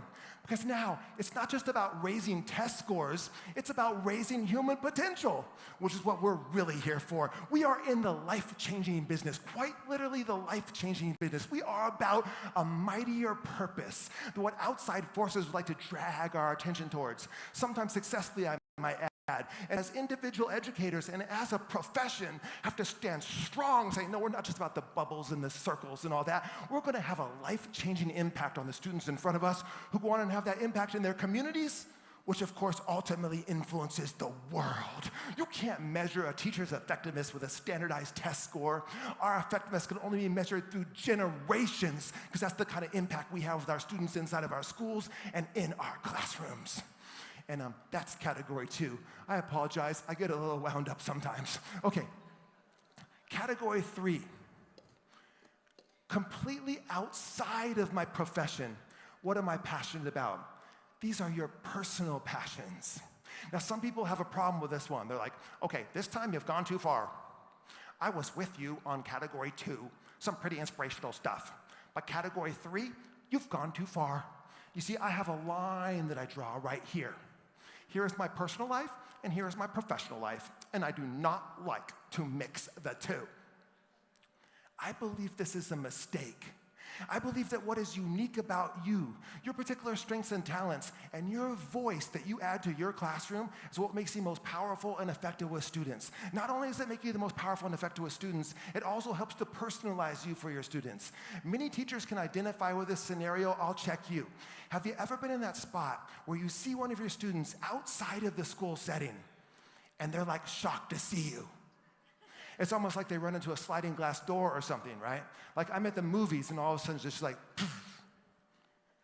Mr. Burgess, what are you doing here? I say, well, actually, Stephen, I am a being. I sit at the floor of my classroom. I don't sleep in the cupboards or anything. Now, they might be surprised to hear this. It's less often than most, certainly less, because I've gone out of my way to try to personalize my class. I'm trying to bring more of myself to work every day. Hey, we're at work too high of a percentage of our lives to unplug ourselves when we walk through the doors of the building. So like my category 3, I'm passionate about magic, I'm passionate about sports within sports, basketball and coaching basketball in particular, I'm passionate about my family, so I'm always looking for ways maybe to use magic to demonstrate a point. Maybe that sports analogy or that anecdote about my children. In other words, I want my students to graduate not just knowing my curriculum, I want them to graduate knowing me as well. That's part of developing rapport and relationships with kids and having them come to see you as a human being as opposed to a test-preparing automaton, right? Now, when you can combine all 3 of these layers together, that content passion of category 1, those professional passions of category 2, and your personal passions of category 3, and what you do in your life as an educator, that's when you become uncompromising and relentless in the pursuit of excellence and greatness, and you're able to sail over those obstacles that a lot of other teachers crash into and burn out. This is tough stuff that we do.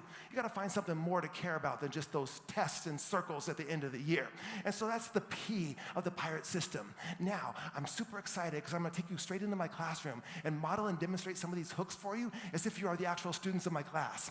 Now, I have to give you a couple of disclaimers. First of all, I told you that I teach U.S. history, and of course, a bunch of you do not. You are English teachers, right? Yes? But I like to look at this like playing guitar. Like maybe you will take lessons, and someone shows you how to hold a guitar and how to strum and where to put your fingers to play different chords and some basic ideas in chord structure. Then some people will take those lessons in chord structure and all that. They'll eventually go off and play rock and roll or jazz or classical or funk. Well, I happen to play a couple of U.S. history songs sometimes. But what I'm really here to talk to you about is the chord structure. It's the chord structure behind these ideas. That's what you're going to take and use no matter what it is that you teach or what level. So all of this is going to apply to you in the chord structure, okay? The other thing that I'm going to tell you is I put some blue tape on the floor right here. This is going to be the front wall of my classroom right there. And then I put some blue tape on the floor right back here. This is the back wall of my classroom. That's going to be super important for this example, okay? So that's the exact dimensions of my classroom, okay? Now, that brings us to a super important question, and it's this. Are you ready to be my students? Yeah. Okay, here we go, because I get kind of excited about this stuff. I'm going to try to not make that monitor go crazy. Okay. Normally, this would be right down the middle of my classroom, but because we have it's split into thirds, I'm going to do it over on the side. So I apologize to all of you over there. Normally, this would be right down the middle. Okay, so you guys can see over there? Yeah? Yeah? Okay, good. All right, here we go. You are my students in 3, 2, 1. Greed. Greed. Greed goes on the floor right here. The whole floor is represented by these words. So the whole floor here is now represented by greed and corruption. Corruption. You're far too nice to even look at this word. Don't even look down at that word. No, corruption. And tyranny, which is the abuse of power. You can go ahead and look. Tyranny, the abuse of power. And despotism. More abuse of power goes right here. And so from this wall right here to that wall right there, the whole floor is now greed, corruption, tyranny, and despotism. And now we take the red, the white, the blue. This represents the government of the United States of America, and we drag it through the greed, through the corruption, through the tyranny, and through the despotism. And we leave it down in these awful conditions. Well, we can't leave the government down in these. Well, a lot of people will tell you that's exactly where it is right now. But we can't leave. Hey, we are hurting. We are hurting up north. Let me tell you. Okay. Anyway, hey, we put the government down in greed, corruption, tyranny, and despotism. We need someone to save it. We need a hero to step forth. Someone from the audience with one hand in one place, no bunching of the rope, one hand in one place right here in the middle to lift this government up out of these conditions. Who is feeling especially heroic here today? Thank you, sir. And your name is? Carlos, if you could lift up right here, Carlos, and lift up nice and high. Just lift up that government nice and high. Ladies and gentlemen, Carlos! Oh, wait, no. I still see it on the ground right there. Oh, keep it up, Carlos. Keep it up, Carlos. I still see it on the ground right there. It's not that you're not a hero, Carlos. Carlos, oh, yes, you are. But one hero is not enough. We need another hero to step forward from this crowd. Oh, thank you. And your name is? Ileana, if you could grab it right here. We're a little bit closer to Carlos. And Ileana and Carlos. No, wait. Oh, I still see it on the ground right there. I still see it on the ground right there. It's not that you're not heroes. Oh, you are. It's that two heroes is not enough. We need a third hero to step forward from this crowd. Who's it going to be? Oh, thank you. Oh, yes. Come on, grab it right here. And your name is? Alfonso, up nice and high. Oh, yes. Wait. But I still see it on the ground right here. I still see it on the ground right there. But 3 heroes, that is enough. You don't get any more heroes. Staying in a straight line, how could you reposition yourself to get this whole rope off the ground? Where would you need to go? So see if you can get the whole rope off the ground. Keep going that way till it's all off the ground. Keep going. You're in Mrs. Scotto's room. You're in Mrs. Scotto's room. All right. She doesn't like that. Okay. Oh my gosh. If you knew Mrs. Scotto, you would not have gone there. Oh, he almost just got us killed. Okay. Now, I'm just going to turn my head this way for a second because I very clearly remember saying to use just one hand, and I'm not a very stable person. If I turn back around and he's still using 2 hands, I don't know what I'm going to do. Oh, and now you know what he's doing? He is bunching the rope. I have never seen such cheating. Oh my gosh. Oh, yeah, this. All right, let's drag it through this way. Wait. Oh, hi. Oh no, you're in Mr. McDowell's room. Here, let's drop you down like, shh. You grab it right about there. Oh, do we have the whole thing off the ground? First of all, give them a round of applause. All right, now check this out. In order for them to get this rope, this government, up out of these conditions of corruption and tyranny, it took 3 of them. 2 of them would not have been able to do it, as you can see. It took 3. But it wasn't just important that there were 3, because when they first started out, they had 3, but they were too close together and it didn't work. It wasn't until what did they have to do? Spread out. They had to separate. There had to be some separation. You know, our government works a little like this. There are 3 branches of government, but it's not just important that there's the 3, it's the separation between them that's important. Like, you might represent the executive branch where the president is and cabinet advisors. Note that you're connected to both of them. It's all one government, right? But there's a separate part that you control, and you might represent the legislative branch, right? You're connected to him, you're connected to her, but there's a separate part that you control. And you might represent the judicial branch. Oh, content. All right, you can set that down right exactly where it is and give them a round of applause for helping out. All right, thank you. You guys can set it right down and head back. All right, thank you. Now, there's several things going on here, which is why I put this one first. I call this hook swimming with the sharks because I think there's this tendency in our profession for content to be delivered right here and for content to be received out there. So when you design a hook which breaks the norm of what happens in a classroom, it's more engaging because of the novelty factor. So any of these things done every day would lose their novelty factor. These are ideas you throw into an ever-growing presentational toolbox. So part of the core structure behind what you just saw, if you really saw this in my classroom, I'm stepping over their in between their over top their backpacks, in between their desks. The rope is going over their head, and kids are going like, why is this rope going through our class? And what's Mr. Burgess doing back here? And there's no front of the room, there's no back of the room. We're just all in this space learning together. So it's breaking down that artificial barrier between teacher space and student space. Now, these are all ideas that have nothing to do with technology and resources, right? These are ideas that are just about human nature. How do we engage kids, right? But there's something else going on here, too. Here's what I could have done. When they got the rope off the ground, I could have said, hey, is it all off the ground? Hey, fantastic. Give them a round of applause. You can head back to your seats.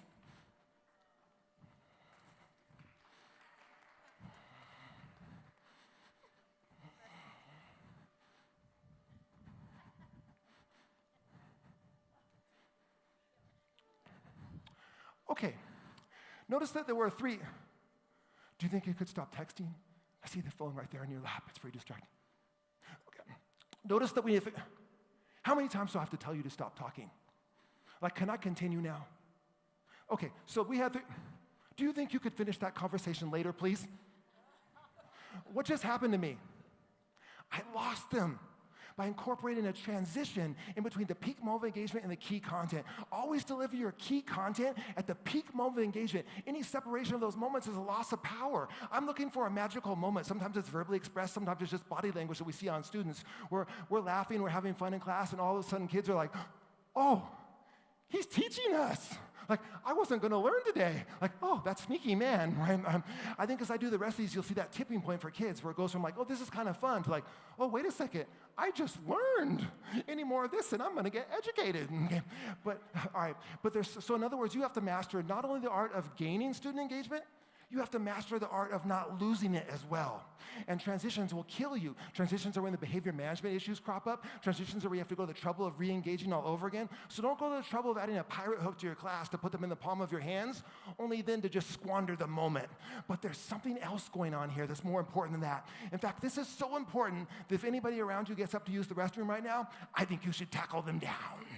Because we're going to talk about this for a couple minutes. All right, so here we go. I'm going to redo the beginning part of that lesson before we got to those volunteers, and you tell me what you think. I'm so excited for you to see a second way to do this lesson. All right, you are my students in 3, 2, 1. I went to an office supply store and bought some file folders, and then I cut them in half with scissors and wrote some words on them. So this one's greed. Greed goes on the floor right here. The whole floor from wall to wall, it's all represented by this stuff. This one's corruption. This is tyranny, which is not good. And this is despotism, which we definitely don't want. Then I went to Home Depot and I bought some rope. I found this red, white, and blue stuff, so this will like represent the government of the United States of America or something. Here, let me just throw this out. Well, I just put the government down in some pretty bad stuff. Who wants to pick it up? Is that the same lesson? Let's talk about this. It's got all of the features of the same lesson. If you read this in some program guide or curriculum booklet, that's the lesson. That is not the same lesson. No, it's not the same. It's not even close to the same lesson. No, it's not the same lesson. What was missing that time? Passion, enthusiasm, showmanship, charisma, intensity, all the things that we sometimes have to have in front of kids these days. So sometimes it's not what you do, it's how you do it that's more important. I know districts and school systems that have spent millions of dollars on all the latest and greatest of everything, missing the point that that's not where the magic is. The magic is not with some new program or device. The magic is with you and how you implement things in your classroom. You are the magic. In fact, I look at it like this. If you're coming to my house for dinner, you could consider yourself fairly lucky. I do some pretty good stuff on the barbecue, especially if you like grilled steaks. And so you see me working at the barbecue, and you're getting hungrier and hungrier. And finally, I bring you your plate. And this is all that I have for you on your plate. You're not going to be very happy with me right now. There's something majorly wrong with this picture. What is wrong with this picture? It's raw. It's unedible. This isn't edible for you right now. You know why? I never turned on the propane. I never brought any heat to this. So it could be the finest piece of steak in the world, but it's still not edible for you unless I turn on the propane, unless I bring a little heat to it. The same thing is true in education, where you can have the finest content in the world, but it's still not edible for kids unless you turn on the propane, unless you bring a little heat, a little energy to it. Oh, and by the way, if you were really coming to the house for steak, I would have contacted you before you got there to find out if you even eat steak. And if you didn't eat steak, I would have provided you a suitable alternative. Okay? But that's a different workshop. That's a different workshop. But even if you did like steak before you got there, I would have put a little rub and seasoning on this. Then I would have soaked it in a flavorful marinade. Before I put it on, I would have preheated my grill. I don't put my steak down on a cold grill. I preheat my grill. And partway through, I would turn it over and I would baste the other side. Then when I serve it to you, I'd offer you some side dishes to go with it, a beverage to drink. When all that was done, I would offer you dessert. And that's what we would call a meal. That's what we would call a dining experience together. But too often in education, people try to convince us that the rub, the seasoning, the marinade, the preheating the grill, the side dishes, the beverages, and especially that dessert, those things are a waste of time because they're not the meat of the lesson. They're not the content standard of the lesson. But those presentational touches that we add, that richness, that music, that art, that drama, that kinesthetic activity, that project, that technology, those things are not a waste of time. Those things are an investment of time that will pay dividends over and over again because those are the kind of things, when added to a meal, make people enjoy it and want to come back and dine with you again. When added to a lesson, make kids enjoy it and want to come back and learn with you again. I see way too many teachers who know everything about their content. Oh my God, they know so much about their content. And then they walk into class like this. Eat it.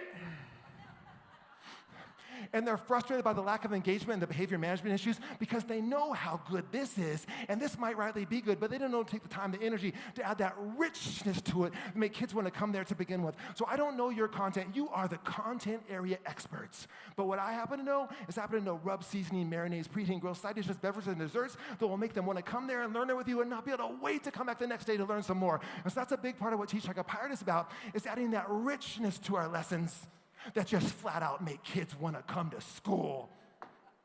That's called dropping the steak. Okay, now, I know what you're thinking. If all the hooks are this long, this guy's never finishing today. Well, you might be right. But I have to address something that's a little bit on the awkward side. I think there's a major wrong turn happening in education right now. I think it's something that's spun out of control even in just the last couple of years. So whenever I can get in front of a group of educators, I like to talk about it. But my take on this direction in education is kind of controversial. Maybe confrontational is even a better word. So I always contact schools, districts, conferences before I show up and say, hey, I know you didn't read this in my book, but I'd like to talk to your teachers about this. I did that in this case, and they contacted me back by email in about 10 minutes and basically said, please don't. I understand exactly where they're coming from. They're responsible to provide you professional development for the realities that you face in your school system, not some idealistic vision of it. So if I come here as a sponsored speaker and so I think say the direction that you're taking in education here is wrong, well, that doesn't make much sense for them to bring me in because that undermines their work, okay? So we had about a 10 email exchange where I tried to explain, I think it's the elephant in the room here, where I teach too. So let's just talk about it. And they said, so we kind of come to an agreement of how I could address this and hopefully not be divisive. They want me to start by saying that I'm just one teacher from the West Coast of the US, so I don't know the whole political education dynamic here, okay? But from an outsider's perspective, I think the number one mistake and direction that you're taking, and trust me, you're not alone, is that if you buy into any of these Teach Like a Pirate kind of ideas, I also think you should buy into the idea that you should have nothing to do with, and I mean that seriously, nothing to do with anything right now concerning, that's the taboo hook. I'm sorry to have done that to you, that's messed up.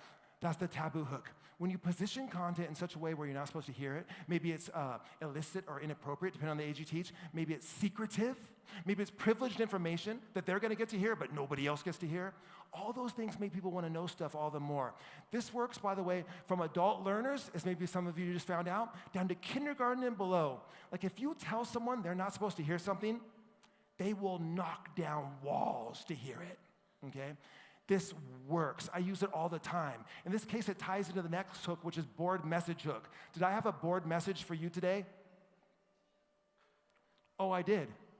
Is it also a taboo hook? That's a board message taboo hook designed for an adult audience. That's to show you that, first of all, you don't use hooks individually. You layer hooks. It's not one hook and you're done. You're layering these hooks into everything you do. So here's how I define board message hook. What could I write on my board or shine on my screen that would spark a conversation or create a buzz before the bell even rings? And Teach Like a Pirate language, again, that's called preheating the grill. I told you, I don't put my steak down on a cold grill. I preheat my grill. When you drop your steak on a cold grill, nothing happens. When you drop your steak on a preheated grill, what happens? It sizzles. I want my content to sizzle when I drop it. So I always preheat the grill, put in a mystery, curiosity, buzz, and anticipation before I begin. Always preheat the grill. So I'm going to ask you 3 questions about this board message right here. Please answer honestly by raising your hands and look around the room on this one so you get a sense of numbers on this. All right. Question 1. How many of you during the course of my presentation have read this right here? Raise your hand. All right. Basically everyone, right? Question 2. Even though the program had already started when that went up, how many, please be honest, how many of you have said something to someone else about this right here? Raise your hand. Oh, now a strange condition just came over several of you. I refer to it as T-Rex arms, because on the first one you answered like this. On the next one, you were a bunch of T-Rexes. You just had these little arms that couldn't get up. There was one gentleman who should remain nameless that was more of a raptor. Question 3, please be honest and answer with great big pterodactyl arms. In a room this size, I'm just hoping for maybe 3 to 5. Please be honest. How many of you have taken a picture of that right there? Oh, we got way more than 3 to 5. All right. Some people text it to a significant other and say, look what we're learning today. Okay. Then they get that text back, hurry home. Okay. All right. Take good notes. Okay, so this is a board message taboo hook designed for an adult audience. And actually, the sad thing is that in a 90-minute presentation, you don't get to hear the answer to that. But it's the I chapter in the book. It's the I chapter book. All right. So now the next hook overlaps with the taboo hook as well. I'm sorry to put another taboo hook this close to the beginning of the workshop, but this is my presentation for the mystery bag hook. Now, my presentation for the mystery bag hook might offend you. I don't say that to try to hook you. I say that because it might offend you. And the idea that I do this with students might offend you, okay? But just know that my kids are about 17 years old before they would see what I'm about to show you. It's toward the end of the year and I have good rapport with them. So you have to think about the age that you teach, plus the community values around where you teach before you can decide how edgy to be. But this is like 17-year-old kids in a public school in California. And plus I have this thing in California that's called tenure. That means they can't fire me. Okay, so anyway, here we go. Now, again, I apologize if this offends you, but trust me, I'll show you the chord structure that you can use with any age kid in any community afterwards, okay? This is gonna be a little edgy. You are my students in 3, 2, 1. I've thought a long time about whether or not you're mature enough to handle what I wanna show you today. I think by this point of the year you are, but I know we kid around a lot in here.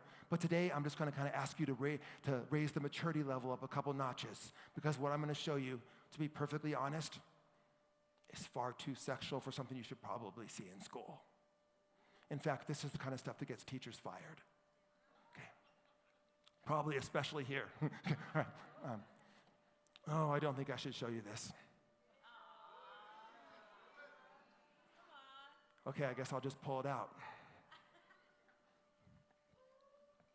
Actually, before I do, I want to remind you of what I said on the first day of school. What happens in SS9? Can't believe I'm going to show you this. Actually, Javier, will you just close the blinds? Yeah, just get them all the way across. Yeah, we don't want anyone peeking in on this one. All right, thank you. Whew, I can't believe I'm going to show this.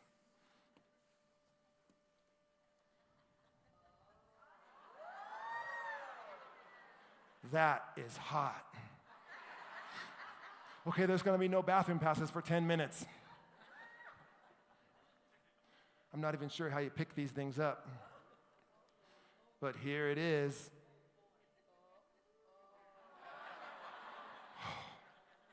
Oh, Victoria did have a secret. And it looks like this. Finally.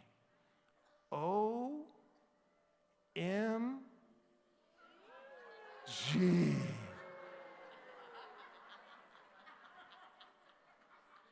Well, why would somebody burn a bra? Well, what does a bra do? Hold on, I'm back with you. Now, if you ask that question of a group of 17-year-old kids, you better be ready for a really graphic answer. Right? You can't get them in trouble right now because you basically took them to the edge of a cliff with a blindfold on and shouted out, "Go!" And they went, "Oh!" All right. So I would acknowledge and redirect. Well, that's funny, but no, seriously, what is it? I would acknowledge and redirect. I lead them to say things like, well, like holds your breast bracket, restrains your breast. I'll say, well, what did we just learn about in the 1950s that maybe made women feel like they were being restrained or held back in some way? Oh, the baby boom was going on, right? The growth of the suburbs, yes. Oh, yes, that's true. Well, you know, in the 60s, there was a backlash against some of those conservative values of the 50s. And one of the symbolic gestures that some women took was, and I talk about the symbolic nature of a bra burning. This is my hook, actually, literally. This is my hook to begin to discuss the women's liberation movement in the 1960s with my class. Now, a couple key points. First of all, I don't care who walks in my room right now. Yes, there will be an awkward moment. But then what they will hear is an entirely appropriate and historically accurate discussion about some things influencing women in the 50s and the 60s reaction to that I want to talk to them about. That's important to note. Even when you use the taboo hook in an edgy way, you are, of course, not actually inappropriate with your students. It's about the positioning. It's about leading them down this garden path of bringing that engagement in, right? But it's not about being inappropriate. All right, now, I know that you're not going to pull a bra out here. So what is the chord structure behind this that you can safely use? Well, before I show you, I'm going to do a little quiz for you. I'm going to redo the reveal of the bra out of the last bag a second way, and the lead into the content a second way, and you tell me which one is better based on what we've already talked about, all right? So here's the last bag, second way. Watch this. Laughter, laughter, laughter.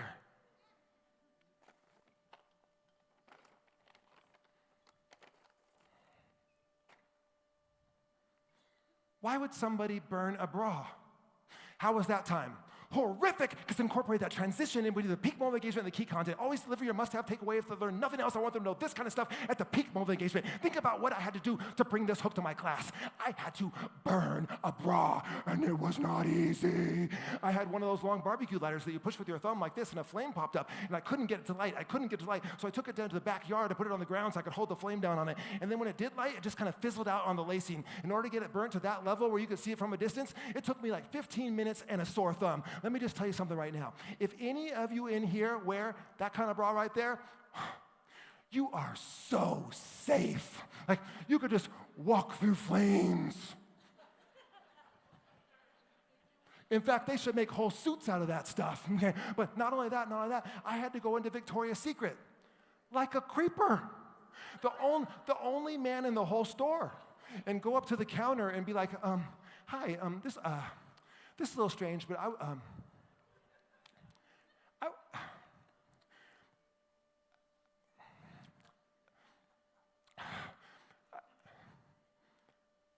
I would just like to have some of your bags. Just the bags, sir? I'm like, no. It's actually critical that they be in 3 different sizes. Well, why do you need 3 different size bags? Well, you see, I'm a high school teacher. Okay? And do you think you could point me to the section of the bras that might be flammable? Like, I'm lucky I didn't get arrested on this day, okay? Like, I'm not going to go through all that, only to incorporate a transition. I'm going to deliver my key content at the peak moment of engagement when I'm supposed to. All right, what's the core structure behind this? It's very simple. I am openly hiding something from you. I'm building up the fact that you don't know what it is. And then I'm revealing it. And the moment I go like this, all eyes will be right here. Why? Again, it's human nature. 5 moments in life that are engaging, relentlessly seek ways to add them to your class. So things like Christmas presents, birthday presents, they work under the same principle. What feature do we add to a present to make it more engaging? We wrap it. That's why we do that, because it makes you want to know what's inside, but you can't see it.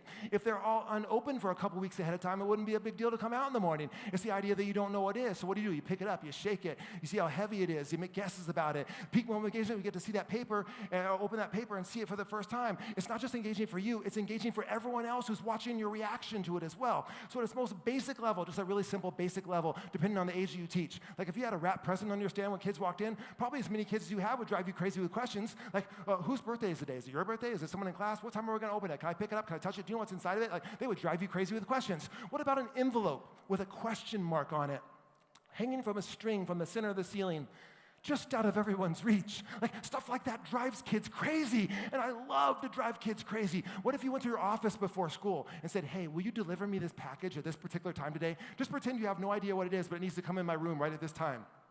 So you set it all up. By the way, that's a hook that's called choreographed chaos. If you want something to happen in your classroom that would make it more powerful, set it up. You're the director, producer, choreographer, stage tech. You are everything for your show. So if you want something to happen in your classroom, just set it up. So I set it all up. And then I'm teaching my class, and all of a sudden the door swings open. I'm like, well, what is this? I don't remember ordering anything. Oh, God, it's so heavy. What could be so heavy in a package like this? And there's no return address. That's kind of creepy. Just can't imagine what would be so heavy in a box. Like, oh, I think I better open that at break. Okay, so what we were just talking about was, and then a couple of minutes later, you're like, actually, do you mind if we just open this? It's just so strangely heavy. I want to see what's inside. What would they say? Okay, all right, let's check it out. Actually, if you're in the first 2 rows, if you could just move to the back wall, please. Just safety. Okay.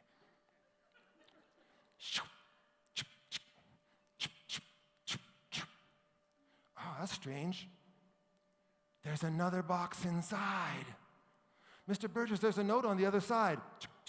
Do not open until 10:15. It's 10:07. That's really weird. Okay, well. Okay, so what we just wrote down, what do you think would happen in that room at, say, 10:15? it's 10:15, it's 10:15, it's 10:15, it's 10:15. Of course they would. Why? Again, it's human nature. Find moments in life that are engaging, relentlessly seek ways to add it to your class. Mystery, curiosity, buzz, anticipation. What wonderful words to add into a classroom where we could put kids on the edge of their seats to see stuff that we wanted to show them all along anyway. Now, the next hook is props. I could sum up my thought on props in 2 words. As is my nature, I will not, but I could. I would say props, have them. Okay, let's move on. No, like images also have them. If you present with technology, images, have them. Get rid of that 247 bullet point PowerPoint and add more images. Images engage, bullet points put to sleep. When the new image comes on the screen, I kind of want to see what it is. When your 5th bullet point drops, I'm not with you anymore. Images, images, images, but props. I don't even want to do this earlier part of my workshop if I don't have this with me. What am I going to say? Hey, picture I have a raw steak in my hand right now. What would be wrong with this? No, I want to have the steak. You're adults. I still want to have the steak. I want to talk about the rub, the seasoning, the marinade. I want you to hear that sound. Eat it, have it slide across the table. That's important to me, to the point where I don't check anything that's used in my workshop. I have an over-shoulder bag and a computer bag. They do not separate from me because I have to have my stuff. I go through airport security nightmares to get this everywhere I go. Listen to it. I've had so many problems with this. I've learned I have to take it out and I put it with my wallet, cell phone, and keys. They always pull it back. Sometimes they're laughing about it. Sometimes they're very serious and doing a little swipe test on it and checking my palms. You have to understand, I don't want to get searched. When I get searched, it's not a good thing. I've got burnt bras in there and everything. I've got some explaining to do. I don't want to get searched. In fact, I've got a prop down here in my pocket. It's the single most important thing I'm going to show you today. It takes the whole Teach Like a Pirate system, sums it up, and fits in the palm of my hand. Imagine something that takes a book, a workshop, a movement, sums up and fits in the palm of my hand. I forgot this once on a 3-day trip through Mobile, Alabama. I beat myself up every day because I know I ended every program less powerfully than I could have because I didn't have this. Props, have them. This is going to be the last thing I show you today, by the way. Props, have them. All right, the next one is music. I can sum up my thought on music quickly too. I think there's almost nothing you could do that could be more immediately applied to your classroom or more immediately powerful than just add more music to everything that you do. One song can change the whole dynamic of a room of people. One song. It's too powerful to ignore. I use music as bumper music coming in and out of my class. I use music in transitions. I use music to influence mood. I can bring them up through music. I can calm them down through music. Anything that's lyrically related to what I'm teaching, I use. Anything I can teach through song, I teach through song.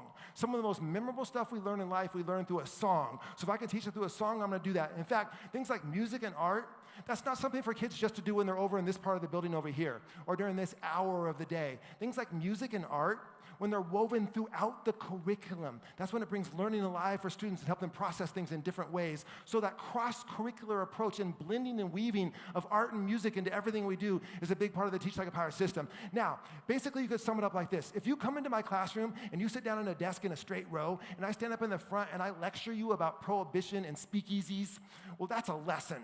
But if you come to my door and you find it locked and you have to knock, dong, dong, dong, dong, and it slides open 6 inches and you see me in a pinstripe gangster outfit and I'm asking you for a password and you don't get in unless you know the password, and when you do come in, it's too dark to see, and then you enter through a little curtain that wasn't there the day before and the whole room's been transformed, you recognize nothing and your eyes are adjusting to the accent lights and you think you might see a bar in the front, and that could be a bartender up there. You go up to the front, you order a drink, you get served a drink, and then you go sit down at a table that's got some gambling items out on it. That is an experience. Don't just teach a lesson, create an experience for kids. Lessons are easily forgotten, but experiences live forever. They may forget some of that prohibition lecture, but they'll never forget going to the speakeasy. So it's about taking my content and saying, here's my content, not good enough. How do I make it come alive? How do I make it memorable? How do I create an experience around this? All right, now, I'm only going to do one more hook for you before I do the A of Pirate, but let me just tell you something right now. When I do the A of Pirate, that's when I go off. I have been very calm up here this morning, right? But when I do the A of Pirate,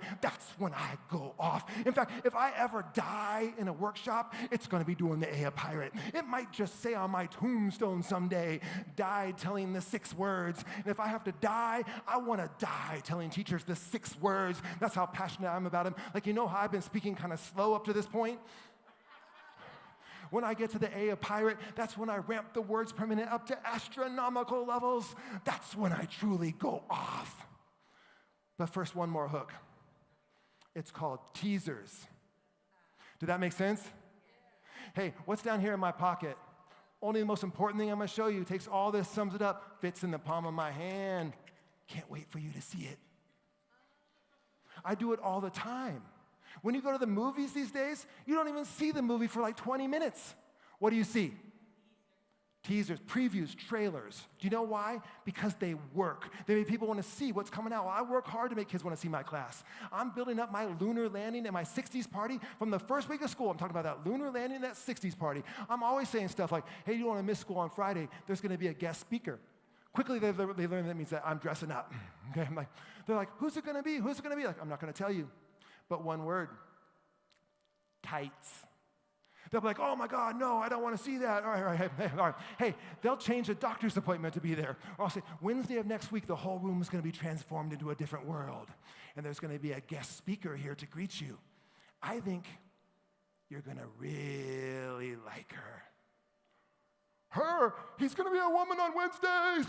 It's about creating the overriding sense that this is the place to be. This is where the action happens and then living up to it. Mr. Burgess, I love your class. You love my class. This is first semester. Once we get to second semester, we get to that lunar landing, and you're lying on your back with a backpack under your head, and it's so dark in here you can't even see your hand in front of your face, and then the Pink Floyd Dark Side of the Moon music starts, and the lasers go on the ceiling. Hey, like I'm pitching, I'm promoting, I'm marketing my stuff. I know this works. Taylor Pills was a student in my U.S. history class, and on the third week of school, she came to me with checkout papers. I'm like, Taylor, why are you leaving my class?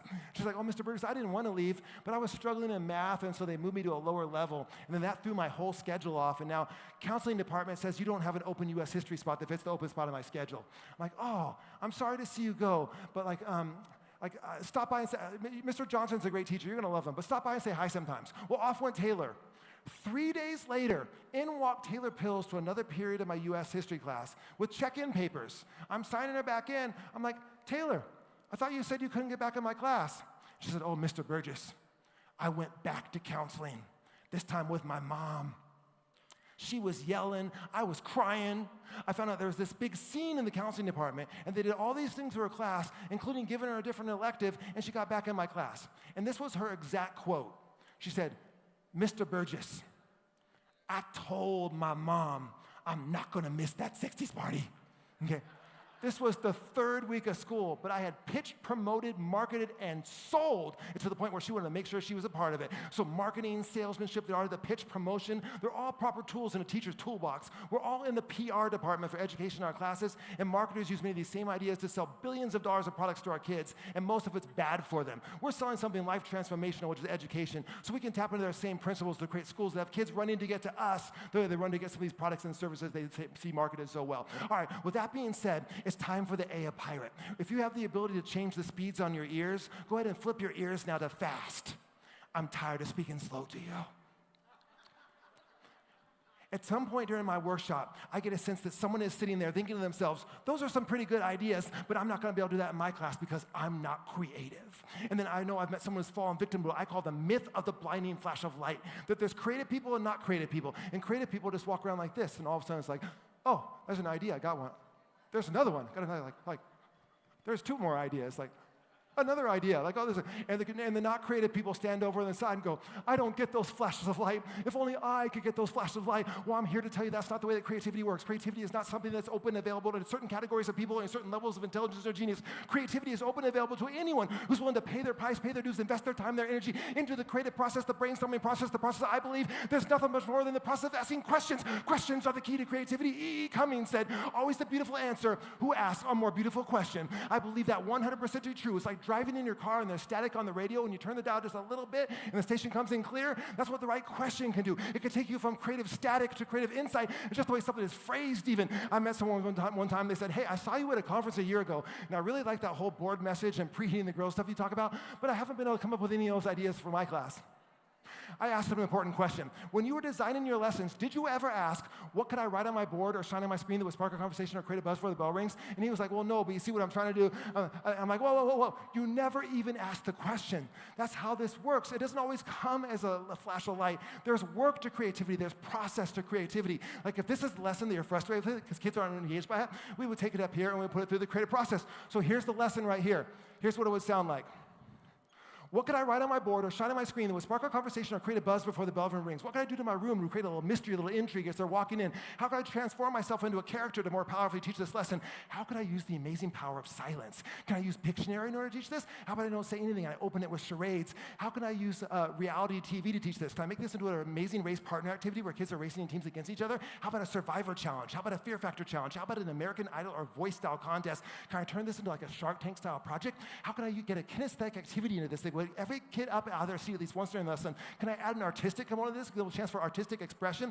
Can I add some choice or autonomy in this lesson? Make it a little choose your own adventure style of lesson? How can I get my students outside my four walls for this lesson? Where would be the perfect place on campus to deliver this lesson? What's going on in current events right now that can add to this lesson? What's going on the pop culture scene that all my kids are following? Is there any way I can incorporate that? I would just start pummeling it and bombarding it with question after question after question. And if you took the time to slow that down and actually answer those questions, you could create something that was wildly and outrageously engaging. Have you ever seen the show Pimp My Ride? This is Pimp My Lesson, okay? This is where you take that lesson that isn't hitting on all cylinders with kids and you drive it into the garage and you bombard it with presentational, outside the box, teach like a pirate style questions, and then you drive out with a lesson that's got the equivalent of a goldfish tank in the center console, an expression machine in the glove compartment, and a flat screen TV when you pop the trunk and it goes down the street like boom, cat, doom, cat, doom, doom, cat, doom, cat. And kids are over the side going, I want to ride in that. And that's what we want to do, create the kind of lessons the kids want to be a part of, that kids want to ride in. Now I'm about to get pumped up, but I'm not there yet. Now when you begin to ask questions like that, your brain will begin to seek answers in the environment around you, even subconsciously. I know it sounds like magic, but there's neuroscience behind this. The brain is the greatest filtering device in the history of the world. It literally filters out the majority of our environment, and it brings us things it deems to be important to us. Let me give you an example. I'm in the minivan stage of my life. Had a couple young children, realized I have to get a minivan. This was shocking to me. Never had been inside of a minivan in my life. Went to the Honda dealership and test drove a Honda Odyssey. Didn't even know theirs was called an Odyssey until that day. Went across the street to Toyota and drove a Sienna. Didn't even know theirs was called a Sienna until that day. Went back, negotiated, bought a Honda Odyssey in silver. An amazing thing happened on that day. On the day that I got my Honda Odyssey, thousands of people all across my San Diego got Honda Odysseys. I saw them everywhere I went. I was merging into traffic with a Honda Odyssey. I'm behind a Honda Odyssey at the stoplight. Later that week at the store, I parked in between two Honda Odysseys. 3 times in my life, I have opened the door to someone else's silver Honda Odyssey. And had that awkward moment where you see someone else's stuff, and you're like, oh crap, I'm over here. I know you know this, but I'm going to ask you anyway. When I got my Odyssey, did everyone else get their Odyssey on the same day? Blasphemous. So why didn't I see them? Because they weren't important to me. They weren't something I was engaged with. But as soon as I got an Odyssey, as soon as I made it a part of my life, they left that generic category of just other car on the road around me I'm trying not to hit, and became their own separate category of, oh look, Odyssey like mine. The same thing is true of creative ideas for teaching. We are literally walking right through the middle of unbelievable ideas that we can add to our classroom and make school amazing for kids. But we too won't see them unless we're actively in the pursuit of them, unless we've made this part of our education important to us, unless we've said, here's my content, not good enough. How do I make it come alive? How do I make it memorable? How do I create an experience around this? And once we make that part of education important to us, then our brain says, oh, that's the kind of stuff you're looking for? Well, let me help you when you're not looking, and your subconscious kicks in. I know it sounds like magic, it's neuroscience. Now, this is the part where I'm going to get fired up. There was a woman who worked at my school. She was a very nice woman, but she doesn't teach there anymore. She was teaching the same clientele as me, and she was struggling mightily, like they were eating her up, and she was about to have a nervous breakdown. I mean that seriously. She contacted me and she said, hey, I know you're having some success with these kids because I hear them talking about your class. Would you be willing to sit down and talk to me about this stuff? Well, I said yes, because I love to talk about this stuff. And on the first chance we got together, we sat down. In the first few minutes of that conversation, she said 6 words to get me so fired up I can't even possibly express it to you. In just 6 words, she said 2 entirely sinister things. Now, when she first said those 6 words, I said thank you because she was giving me credit for a character trait considered desirable in our society, but it didn't sit right with me. And then walking away from that conversation, it hit me why it didn't sit right with me, and I've been fired up about those 6 words ever since. In fact, I haven't spoken to an audience for the first time anyway since that day years ago without doing the 6 words. Like if I get booked to do a 1-hour keynote, I do the 6 words as a part of it. Apparently you can say a lot in just 6 words. In fact, my blood pressure is ramping up right now, just getting ready to tell you the 6 words. Now some of you are probably thinking, just tell us the 6 words. Others of you might be thinking, if this is another one of those taboo hook things, I'm gonna strangle this guy, right? Like there better be 6 words, dude, or you're gonna die. There are 6 words, and this is what she said. Now, it's worth noting that storytelling is one of the most powerful things you could do in any classroom. Storytelling and the techniques of masterful storytellers, dramatic build and tension. So weaving storytelling into everything we do is a powerful thing. Let's go back to the 6 words, though, and why I'm pumped about them. Now, when I first say them, some of you will get it right away. Others of you will have more of a, those are the 6 words kind of reaction, but we'll get everyone on the same page before we're done. For real this time, this is what she said. It's easy for you. You're creative. Whew, let me say that again. It's easy for you. You're creative. The first sentence of the thing she said is in the first 4 words. She said, it's easy for you. Really? It's easy for me? So in 4 words, she has dismissed and discounted 17 years of hard work, 17 years of brainstorming, 17 years of filling notebook after notebook of ideas, most of which sucked, 17 years of lessons that I thought was going to be wonderful and they fell flat right in front of my face, 17 years to build a class that'll have kids knocking down the walls to get in, 17 years to build a class that'll have a girl crying in the counseling office if she gets transferred out. 17 years it took me to build this class. Easy for me. Yeah, I was just walking down the street one day, and the Rosie the Riveter outfit jumped on me. The 50s teenage girl with the poodle skirt and the saddle shoes and the ponytail, I had that stuff in the closet already. All right, every single bit of my class I had to work for. It wasn't easy for me, just like it hasn't been easy for you to build your class to the level it is right now. It's not supposed to be easy. It's supposed to be worth it.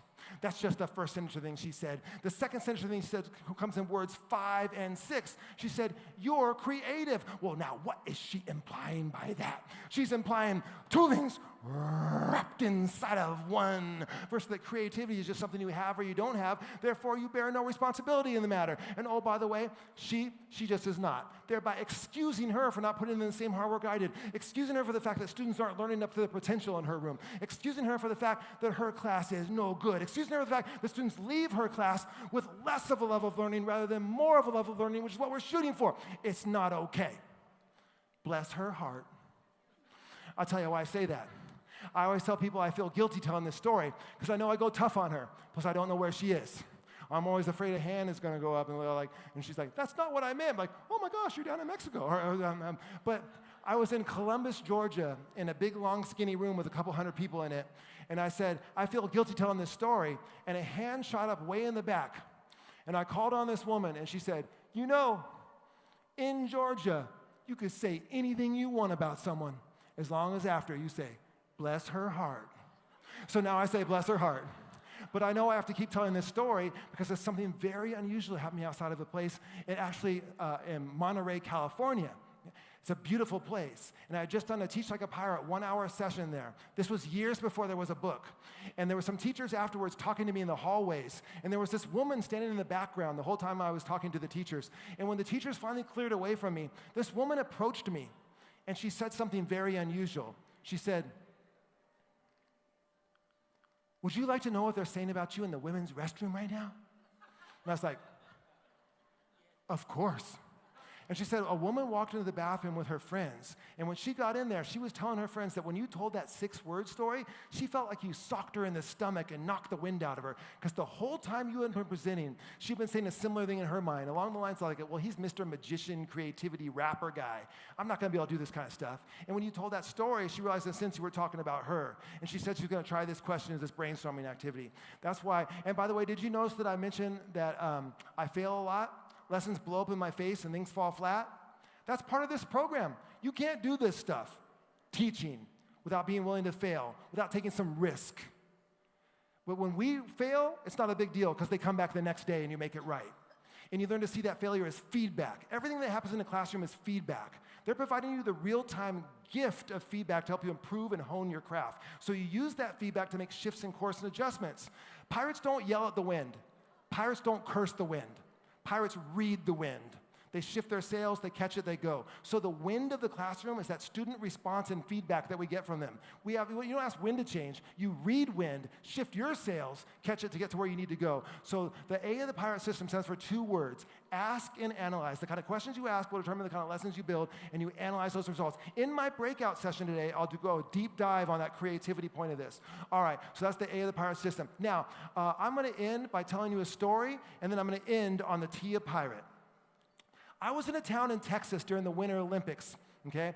And I said, how are you going to use that? Because you always want to ask, how can I use that? Look what's going on around you in the world and say, how can I use that, right? A grade level team went crazy for it. They came in on a Monday and they said, on Friday of this week, you're going to need socks. Not the socks you're wearing, extra socks. In fact, it's so important that you have socks on Friday. Start bringing them in tomorrow just in case you forget. Well, what do the kids immediately want to know? What are we going to do with the socks?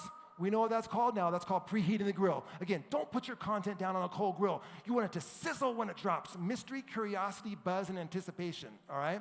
All right, so all week long, the grill got hotter and hotter as the socks came in. Friday, the kids were going crazy. They're like, sock day, sock day. They're going crazy. Teachers did a few other things. Then finally, a teacher came to the front of the room and said, please clear off all your tables. Put everything away and take out your socks. Now, can you imagine the electricity that went through that room? The kids, elementary school kids, they're like, ah! So they get the socks out. Now let's add another hook, the safari hook, getting outside the 4 walls of your classroom. Students love to get outside the 4 walls of a classroom, okay? So use the safari hook. Now let's add another hook, the kinesthetic hook, movement. We do not have kids moving enough in school. Let's get them up and moving more as a part of our lessons, okay? So what they had done is they had taped speed skating lanes through the hallways of the school on the floor, the little blue pieces of tape. In order to be speed skating, your feet had to be sliding flat. You couldn't run down the hall, you had to be right? So they got into the lanes next to each other. They had little pads they could get on if they wanted to. Stopwatches. Ready? Go. Off go a couple kids. Through the hallways of the school. Around the other side. Stop. How fast was Ashley? 24.67. How much faster is that than Sarah? That's math. Now we have to be able to subtract decimals out to 100th position. Hey, every group, add up the total time of the racers in your group. Oh, now we're adding decimals. Hey, maybe you say like, hey, what is who is the fastest time in the whole class? So now you're subtracting decimals, comparing decimals. The content standard they covered, I can compare, order, add, and subtract decimals. But here's the key. Ask any kid, what did you do in school today? You know what they would say? Olympic speed skating. Any content area, any grade level, you can use these ideas to make school amazing for kids. Now, I'm going to end. I'll ask you 3 questions about this. Question 1, do you think that'd be a fun lesson for a kid to go through?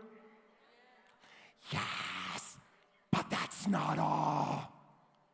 Question 2, do you think that'd be kind of a fun way to teach sometimes? Yes, but that's not all. Question 3, do you think that lesson will be memorable for a student? Yes. So yes, this is about making school fun for kids. Yes, this is about creating the kind of work environment that's fun to come to, where you get to express your love, your joy, your creativity as an educator. But it also has the educational justification that it flat out makes learning stick when you don't just teach a lesson, but create an experience instead. And now I'm going to end on the T of pirate. It stands for transformation. I'm trying to transform school for my students. I'm trying to transform what they believe is possible in their life. Provide an uncommon experience for your kids, and they will reward you with an uncommon effort and attitude. I'm trying to stand out on the sea of sameness of the educational landscape. I want to be a reprieve from the monotony of the traditional educational system, not a contributing factor. I want them to think the air is easier to breathe when they walk in SS9. I want to be a purple cow. That's a Seth Godin marketing term. He wrote a book for marketers called Purple Cow. We said in today's world there's so much competition and noise in the marketplace, you can't be good anymore. You have to be remarkable. Like if you have a product or a service and it's good, there's 30 other products on the shelf next to you that are good. You have to be remarkable. I think the same thing is true in education today. Our kids are hit with so much noise. There's so much competition for their engagement in the world today. We can't be good anymore. We have to be remarkable. This isn't about designing lessons that are bearable like the dentist office. This is about creating schools that have kids running to get into them instead of running to get out. And I don't use the medicine approach when it comes to positioning education, but a lot of people do. It sounds like this. Little girl has a cough, so she has the cough syrup in her hand. She says, "Mommy, I don't want to swallow this because it tastes bad." And the mom says, "Oh, I know it tastes bad, honey, but the doctor says you need to swallow that to get better." That's how some people position our product of education. Like it's some bitter pill that must be swallowed for some future ambiguous benefit. Our product is not some bitter pill. Our product is life transformational and should be positioned as such and lived up to. I offer you 2 questions to help you position your product of education this way. Both of them are tough, but the first one may be soul-searching. In fact, if anything's gone viral from Teach Like a Pirate, it would be this first question. It's the essential question of my entire book. If they didn't have to be there, would you be teaching to an empty room? What if your class was optional? What if school was just optional? If they didn't have to be there, would you be teaching to an empty room? Or is there something about you and the way that you make kids feel when they're in your presence and the experiences you create for them and what you're offering them that maybe they're not getting anywhere else in their life, that they be drawn to you in your room anyway? Those are the teachers that we want to be. Question 2, do you have any lessons you could sell tickets for? That's a tough one. That's a bar-raising question. It's not about designing lessons that are so engaging that it eliminates the behavior management problems. It's about designing lessons that have kids knocking down the walls to get in. There's no content standard more important than developing a love of learning in the sense that education is something they want to be a part of for the rest of their life and that they're capable of doing more, of being more than they thought they were when they first walked in our doors. But we don't get a chance to position that for them for the first time. They'll come to you with education and what's possible in their life already positioned for them by what's happening in the school system before you, by their peer groups, their families, their communities. But what you can offer is a reframe. You can reframe what education means for them. You can reframe what's possible for them in their life. Here's what I mean by a reframe. It gives me a chance to show you this here down in my pocket that I've been wanting to show you all day. And so this is where we end. I went to a pizza place with my son. He was about 5. 2 other families joined us with kids about his age. And there were all these machines across the back wall where you put your quarters stand up in little slots and you push and pull and out comes a prize, right? Well, we went back there and the first kid came up to a machine and put his quarters in. Push, pull. And out came a glow-in-the-dark T-Rex about this big. He was so excited. He ran through the restaurant biting people. Rah, rah, rah. He was biting customers in the restaurant. Second kid came up to another machine and put his quarters in. Push, pull. And out came a temporary tattoo of a fire-breathing dragon. He's like, "Dad, Dad." He wants his dad to go into the bathroom, get a wet paper towel, put it on his arm right there in the restaurant. My son came up to a third machine, had his eyes on something, and put his quarters in. Push, pull, and out came this. So this is where we end. He couldn't get the top off, so he handed it to me, and I popped the top. He reached inside, and he pulled out a little heart bracelet. Glow-in-the-dark T-Rex, fire-breathing dragon tattoo. My son got a little heart bracelet. I have approximately half a second to reframe this experience for my son, or he's going to have a legendary meltdown. I don't always come through. But this time I did. In real time, as he pulled the bracelet out, I said, "Pirate treasure!" And he's like, "Yes, yeah!" We're running through the restaurant, so excited. I'm here to tell you that one of the most important things that we do as educators, and one of the most important things that you'll do in your career as an educator, is to take your content and education in general, that for a lot of our kids, it starts off like little heart bracelets. Then use the power of passion, creativity, energy, enthusiasm, and turn it into pirate treasure for them. I want to thank you so much, and I wish you a fantastic rest of the conference. Thank you.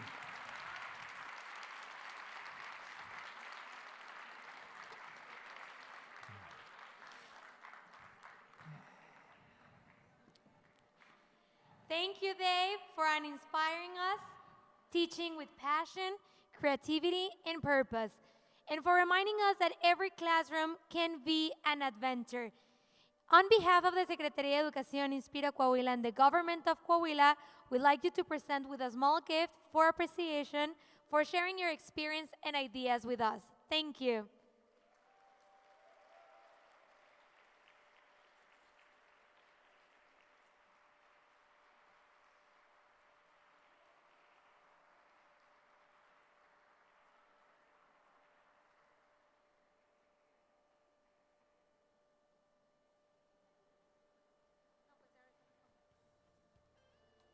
Teachers, you will now have a small, short coffee break. During this time, you can start your Goose Chase missions and then head to your assigned workshops. Remember, you can check the back of your badge to find all the registration details. We'll see you back at the sessions, and we'll share a QR code as well to register your attendance.